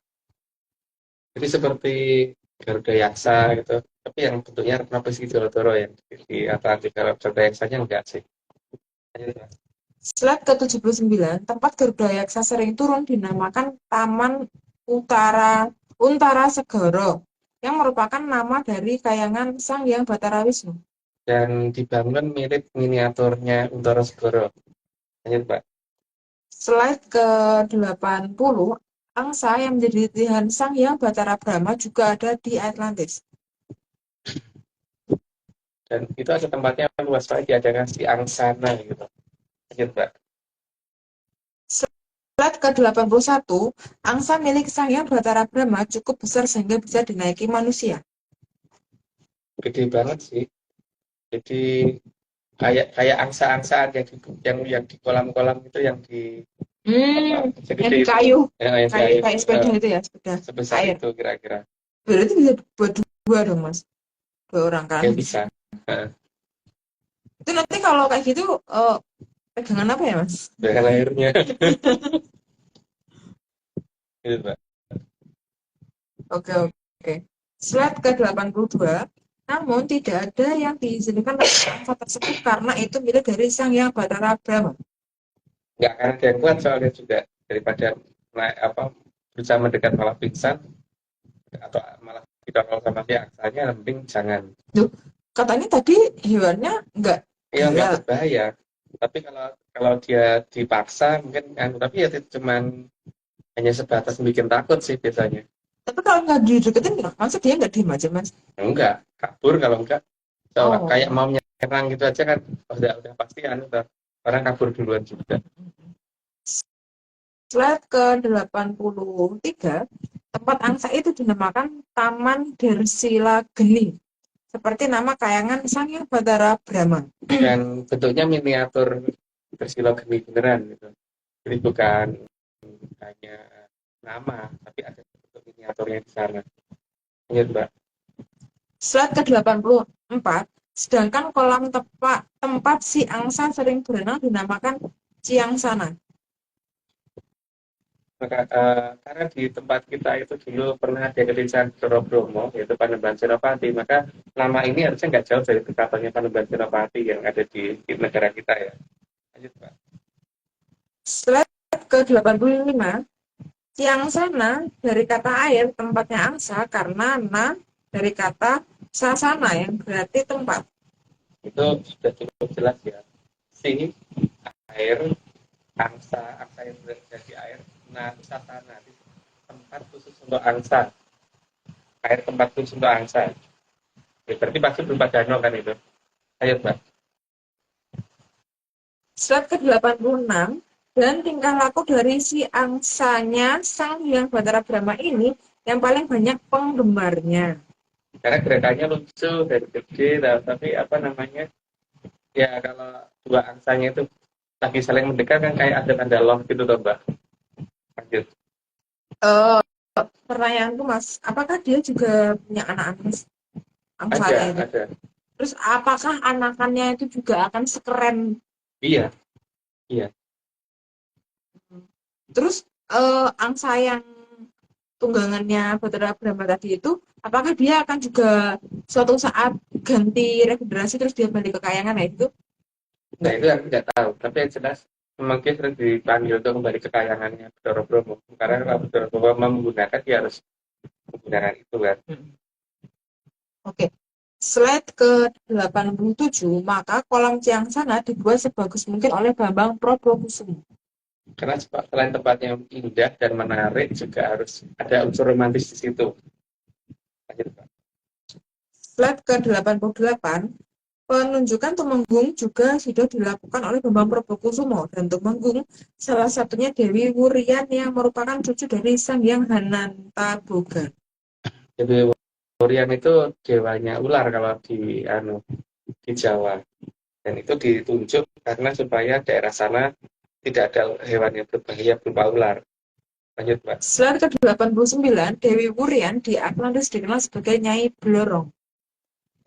Sudah dijelaskan di ini. Lanjut, Mbak. Slide ke-90, dinamakan Nyai Blorong karena beliau bertugas menjaga olor. Alor itu sejenis naga yang digunakan untuk menghubungkan dengan pantai Jawa. Jadi kalau ada yang dipanggil dari pantai Jawa, nanti olornya akan menggelar dulu, kemudian nanti akan membawa ke sana. Lanjut, Mbak. Kedua, 90, Mas. Ya. Oh, 90 ya. Karena ada 90, aku disclaimer dulu. Saat ini Atlantis Research Center tidak kerjasama lagi dengan Bapak Angin atau tim yang tadi. Karena dia melakukan ritual tidak sesuai, yaitu ritual siraman. Ayo. Ini ada disclaimer Mas dari Surabaya. Ini semua cuma dongeng. Ini semua cuma dongeng. Kalau mau nggak percaya, ya nggak apa-apa. Kalau mau percaya, yo percaya. Yes, alright. Salamnya. Mas. Ya. Enggak Mas, kayaknya pertanyaanku sudah aku habisi tadi di 60. Oh, ya udah kalau gitu. Berarti gini loh, Aryo.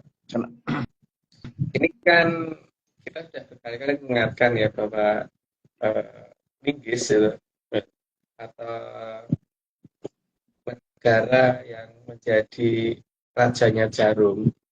Jarum itu dalam bahasa Jawa dom ya.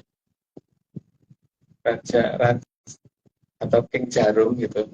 Itu segera kalau tidak segera mengikuti aturan perjanjian yang dulu pernah dilakukan. Akhirnya kan Selak Semar itu nesu, dan kalau Lurah Semar itu marah kan biasanya yang paling dahsyat adalah ketika beliau membar kunjung itu, Aryo.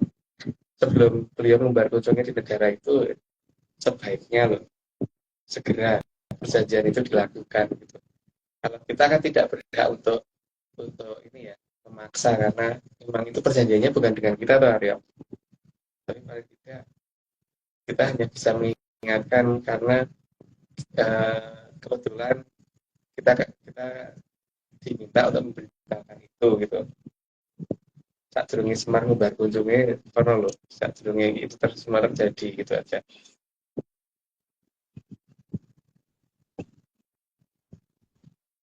Dan jangan dianggap ringan ya kalau Semar membar kunjungnya itu, karena itu dari Semar itu ada Sang Hyang dari Kanastren soalnya. Itu Arya.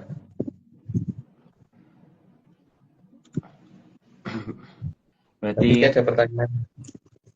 Aku sih masih penasaran sama kabarnya Celengan, Mas. Ya. Yang jelas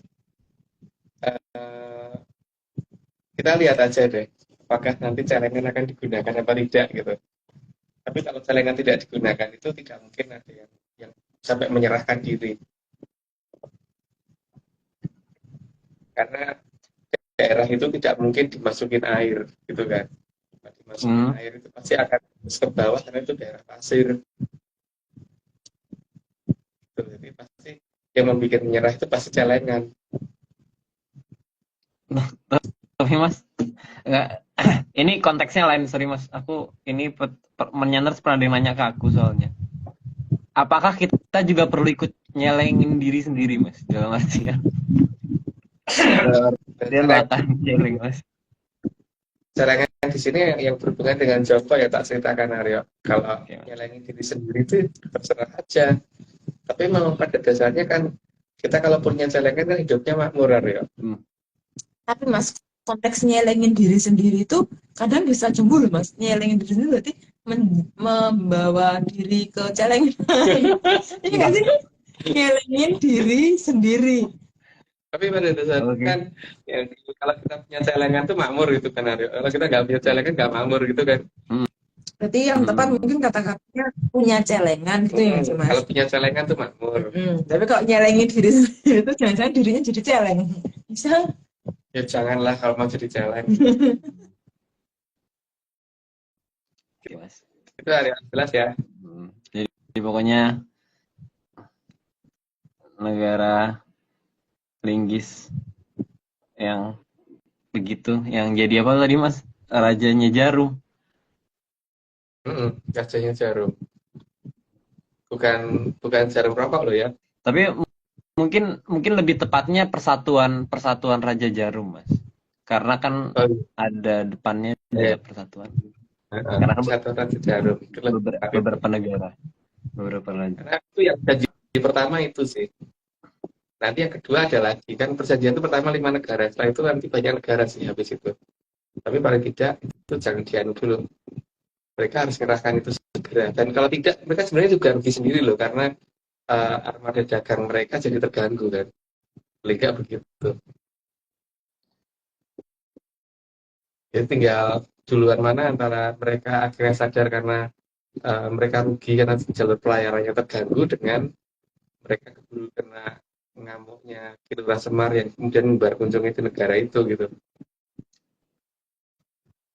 Tapi Mas ada hubungannya nggak sih Mas? 5 negara, maksudnya kan yang sejauh ini yang selalu kita umbar ini adalah salah satunya itu tadi Mas. Kalau konon katanya itu Mas di beberapa negara di sekitar itu katanya ini Mas, apa mereka itu jumlah warga apa istilahnya warga negara yang asli situ tuh udah mulai kalah sama imigran gitu Mas. Bisa jadi. Tapi kan tetap aja perjanjian itu dipegang tuh Aryo. Karena ada Perdana Menterinya, ada rajanya, dan sebagainya. Walaupun rajanya tidak punya kekuasaan sebesar Perdana Menteri, tapi paling tidak tuh mengingatkan harus gitu daripada masalah berkembang lebih besar. Karena ratunya sudah habis gara-gara mau ngundani janji itu. Mendadak tuh itu makanya. Dan kelihatannya kayak pangeran-pangerannya juga nggak ada yang mau menepati janji. Iya, kayaknya ada semuanya karena dari sekian banyak yang diminta itu mereka baru mengerahkan 1 destroyer sama 1 drone, itu kurang sekali ya. Harusnya 16 fregat, 8 destroyer dan seterusnya. 1 kapal induk, 20 pesawat tempur, 18 pesawat pembom, itu kemana semua coba? Itu belum lengkap loh ya, dengan aku omongkan loh Aryo. Kalau 1 destroyer sama 1 drone itu jelas jauh dari perjanjian kan. Wow. Dan serangannya juga harus dilakukan dengan masif. Kalau perlu pakai trident yang digunakan di kapal selam. Mereka nggak berani memulai dengan itu gitu loh. Padahal itu janjinya begitu. Ada batasan waktunya nggak sih Mas? Nah itu terserah Mbak ya. Karena yang mau berkunjungnya kan beliau, bukan aku Mbak. Ya. Dan tapi janjinya itu mengeluarkan trident loh Aryo. Trident. Dan mereka tuh pasti nggak tahu namanya trident itu apa gitu. Kan? Kalau sekarang mereka harusnya ngerti maksud trident apa tahu. Dalam waktu yang dalam waktu dekat ini harusnya ya dimulai dari waktu singkat-singkatnya ya Mas.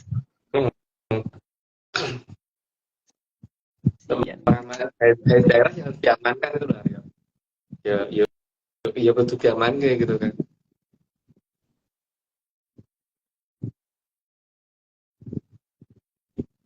Mereka bahkan tidak mau mengerahkan trident hari ini. Kenapa Mas? Bahkan sampai dengan hari ini mereka tidak mendekatkan trident di wilayah itu gitu loh.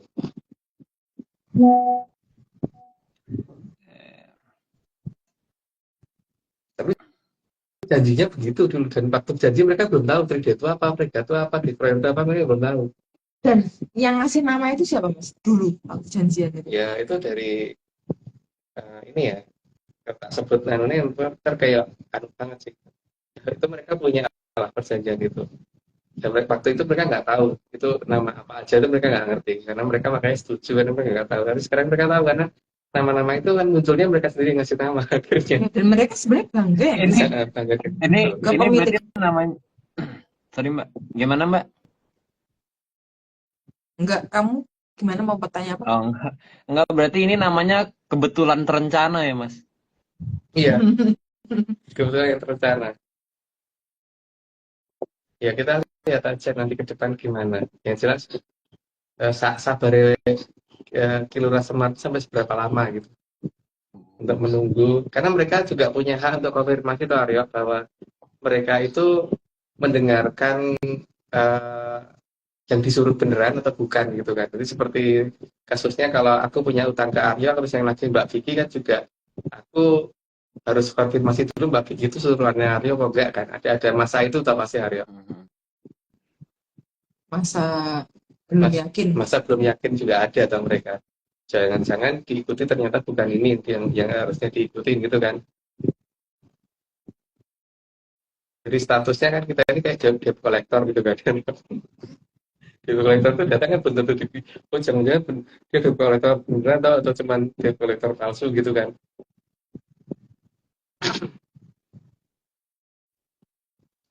Tapi janji itu ada itu. Harus gitu. Semangat, pokoknya tetap semangat yang di sana Mas. Ya. Kalau aku sih nggak dilaksanakan nggak peduli karena apa? Aku juga pengen ngerti kalau Semarang dan Bojong itu nanti seperti apa negaranya gitu kan Ariel. Oke, karena kalau di wayang kan ke sana itu kayak efeknya tuh sangat besar gitu Mas. Iya. Ini kan baru Juga, bayangan gitu. Maksudnya kan di cerita wayang gitu. Kalau cerita asli itu ya. masalah juga sih. Kan malahan untuk melihatkan cerita itu seperti apa gitu. Kalau sana melanggar janji, tapi kalau sana tidak melanggar janji ya jadi malah cerita itu jadi nggak ada tuh. Ya udah kita suruh melanggar janji ya gimana? Nggak boleh ya? Iya itu. Paling penting itu urusan kita ya. Urusan kita kan hanya ngomong dan sana terserah sana mau ngelakoni pora tutup bukan urusan kita gitu kan. Yang penting tugas kita kan cuma cengengesan tiap Rabu tuh Aryo. Iya. Ya, cengengesan. Ya kita lanjut aja. Mau gimana? Lanjut dulu. Lanjut aja ya. Oke, slide ke 91. Sebentar Mas. Olor Ya, adalah ada yang ngomong setuju Mas Aryo, tapi aku tuh nggak ngomong apa-apa gitu kayaknya. Kayaknya aku nggak ngomong apa-apa gitu loh. Ya udahlah. Oke. Ya udah Mbak, lanjut Mbak. Slide ke 91. Olor adalah naga yang menjaga tanaman merambat mojo yang berada di Atlantis. Itu yang di Atlantis ya. Tapi ya, kalau yang ada di Bali kemarin untungnya pas nggak jagain, jadi ini kita nggak ngeri. Kalau ketemu ngeri juga sih. Lanjut. Slide ke 92.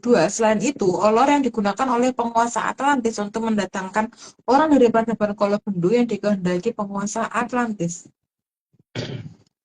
Ya, itu tadi ya saya ceritakan bahwa untuk menjemput orang yang khusus jadi kendaki. Lanjut Mbak. Slide ke 93. Namun olor juga kadang lepas di taman kota, tapi tidak berbahaya bagi manusia. Paling cuma buker kan, nggak berbahaya nih. Tidak memangsa orang soal. Lanjut Mbak. Slide ke 94. Sebagai nama hewan yang lain, maka olor juga bisa terbang. Bagaimana? Sorry, aku tadi ngomongnya sebagai nama, sebagaimana hewan yang lain. Lanjut aja Mbak. Slide ke 95. Olor merupakan anak dari naga tapak angin yang oleh tim Pamalayu nantinya disirep dan disembunyikan di bawah Kadipaten Blambangan. Karena ketika Kadipaten Blambangan nanti membahayakan atau bodoh, berarti cukup dengan membangunkan naga tapak angin supaya mereka berantakan sendiri. Tapi kan tetap tidak bisa dikatakan salah, karena naga tapak angin kan nggak selamanya harus tidur. Boleh dong kadang-kadang bangun. Ngolet boleh. Boleh. Ngolet ya. Ya, tapi kan ngoletnya karena memang belambangannya kayak perkara gitu masalahnya itu. Berarti sekedar ngolet aja, Ya medeni kan. ngeluk boyok aja Iya. berdeni ya Mas. Apalagi dia bangun. Oke. Slide ke-96, oler bisa digunakan untuk membangunkan naga tapak angin. Maka harus selalu dijaga oleh Dewi Wurian agar tidak disalahgunakan. Karena kalau Allah disalahgunakan pihak yang tidak bertanggung jawab bisa membahayakan segala-galanya. Makanya Dewi Wurian yang harus menjaga itu. Slide ke-97, selain itu Sang Hyang Dewa Megamendung juga dijadikan tumenggung di Atlantis. Karena dia yang ditugaskan untuk menutup Grojogan Sewu, sehingga dia juga bisa diperbantukan untuk menutupi wilayah sana. Lanjut, Mbak. Berarti di Atlantis itu komplit ya Mas? Komplit. Ininya keseluruhan apa aja yang dipersiapkan untuk kedepannya gitu loh. Iya. Apakah itu hanya ada di Atlantis atau di dua kerajaan yang lain juga Mas? Paling lengkap di Atlantis. Oh, makanya ini Ya, besok gambarannya bisa dilihat di kelas ketonggo, Pak. Gambarannya seperti apa itu. hari besok. Oke, slide ke-98. Sang Hyang Dewa Megamendung nantinya sebagai Mahapati di bawah Sang Hyang Locaya dan akan membantu Sang Hyang Locaya untuk menjaga Grojogan Sewu. Di sini bedanya dengan cerita di luar, karena kalau kita nyebutnya Sang Hyang Locaya, kalau di luar nyebutnya Buto Locaya kan. Tapi kalau kita nyebutnya Sang Hyang Locaya, karena moga-moga beda lah. Sosok yang berbeda. Lanjut, Mbak. Slide ke-99, sementara dari kayangan Tujubuana, anak buah dari Sang Hyang Batara Mahara yang dipilih Sang Hyang Dewi Moyorukmi untuk juga menjadi tumenggung di Atlantis. Dia juga menjadi tumenggung yang menyembunyikan aliran Amertasari di tanah Jawa. Lanjut, Mbak. Apakah series yang dibikin ARC ini itu sangat runut atau gimana sih Mas kemarin-kemarin? Nggak tahu, Mbak. Pembentukan aku tinggal nulis sampai diminta sama Mbak itu. Karena aku yang ngebaca aja itu kayak flashback gitu loh maksudnya. Ya. Oke. Slide ke-100, Sang Hyang Dewi Moyorukmi sangat ahli dalam mengkemayan suatu wilayah sampai tidak bisa terlihat. Mengkemayan suatu wilayah, kalau satu pulau, satu benua juga bisa. Lanjut, Mbak. Slide ke-101, Sang Hyang Dewi Moyorukmi juga membantu Sang Hyang Locaya sebagai tumenggung untuk menutupi aliran Amertasari. Jadi pembagiannya untuk Grojogan Sewunya itu adalah Sang Hyang Megamendung, kemudian untuk alirannya Tumenggung Moyorukmi. Lanjut, Pak. Terus ujungnya kan ke laut. Kalau ke laut kan udah bercampur ya. Jadi sudah enggak ini. Tapi kan ada daerah tempat untuk menampungnya itu di daerah Bandungan itu tadinya kan digunakan untuk ini mengurangi supaya efek yang ada di lautan itu tidak terlalu seperti tidak jadi curi negara lain gitu, Mbak. kayak di filter gitu ya Mas? Ya, di filter. Makanya yang ada di utara Jakarta itu pasti intrusinya bukan lautan ke daratan, tapi intrusi air tawar ke lautan. Makanya akan sangat susah membuat garam di sekitar Jakarta. Itu di situ. Ya. Slide ke 102.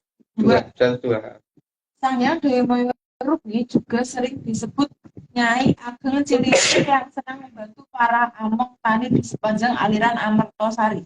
Itu pernah diceritakan di episode yang keberapa gitu, aku lupa, tapi ya, dilihat lagi di sana ya. Jadi lanjut aja, Mbak. Slide ke 103, jadi Dewi Moyorukmi juga nantinya membantu Panembahan Banguntapan menutup peradaban Salakanagara saat datangnya zaman Kolobelu. Ya demi pengamanan wilayah, jadi supaya kerajaannya Panembahan Banguntapan juga tidak terkena gangguan. Lanjut, Pak. Slide ke 104. Dan janji akan datangnya dijanjikan dalam lakon Semar Bangun Kayangan akan ditandai dengan munculnya mawar merah di angkasa. Itu mulai pertanda ini ya, pertanda munculnya mawar merah itu berarti pertanda Atlantis akan dimunculkan kembali. Dan begitu juga Malawapati yang tipikal seperti itu. Ini, Pak. Slide ke 105. Sedaya sampun tumata srana Hamemayu Hayuning Bawana kados sabdanipun Sang Hyang Kawitan ingkang boten paring dawuh arsa gulung jagat raya, tapi tansah andhawuhi tumurunipun kamulyan ring Tribhuwana Jati kang gumebyar kadya endahipun Sang Gilang Kencana.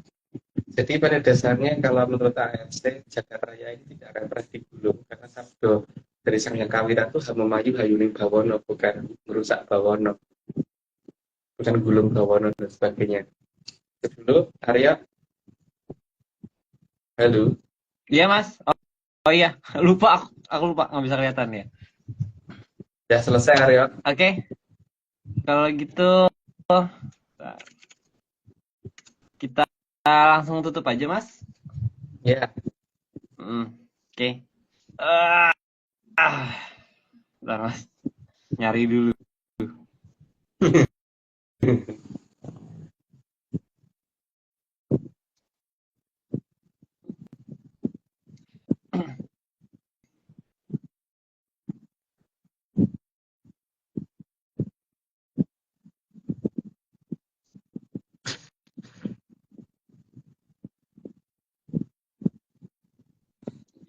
Oke. Kalau gitu, bentar mas. Bentar ya mas, ini aku ngeliat pertanyaan-pertanyaannya sebentar. Oke, kalau gitu kita tutup ya mas. Sekarang Mbak Vicky. Ya, terima kasih tentunya sebesar. Betul, karena ada sesuatu yang tidak bisa diceritakan. Gak usah ngomong dong. Oke, kalau gitu terima kasih tentunya sebesar-besarnya. Oke. Terima kasih sebesar-besarnya tentunya kepada Kitunggul Jati Jaya Morogo yang telah mau menyediakan data dan menjadi pamong bagi Atlantis Research Center. Sekian Atlantis Series pada malam hari ini. Jangan saksikan, dilupakan saja seri-seri berikutnya di hari yang sama, di jam yang sama, di hari Rabu pukul 9.30 malam waktu Indonesia bagian Barat. Saya Aryo Dimas, ada Mas Agung Bimo, dan ada Mbak Vicky Ananda. Mohon maaf jika ada salah kata. Selamat malam, salam sehat, dan tentunya salam menyan. Salam menyan. Dadah.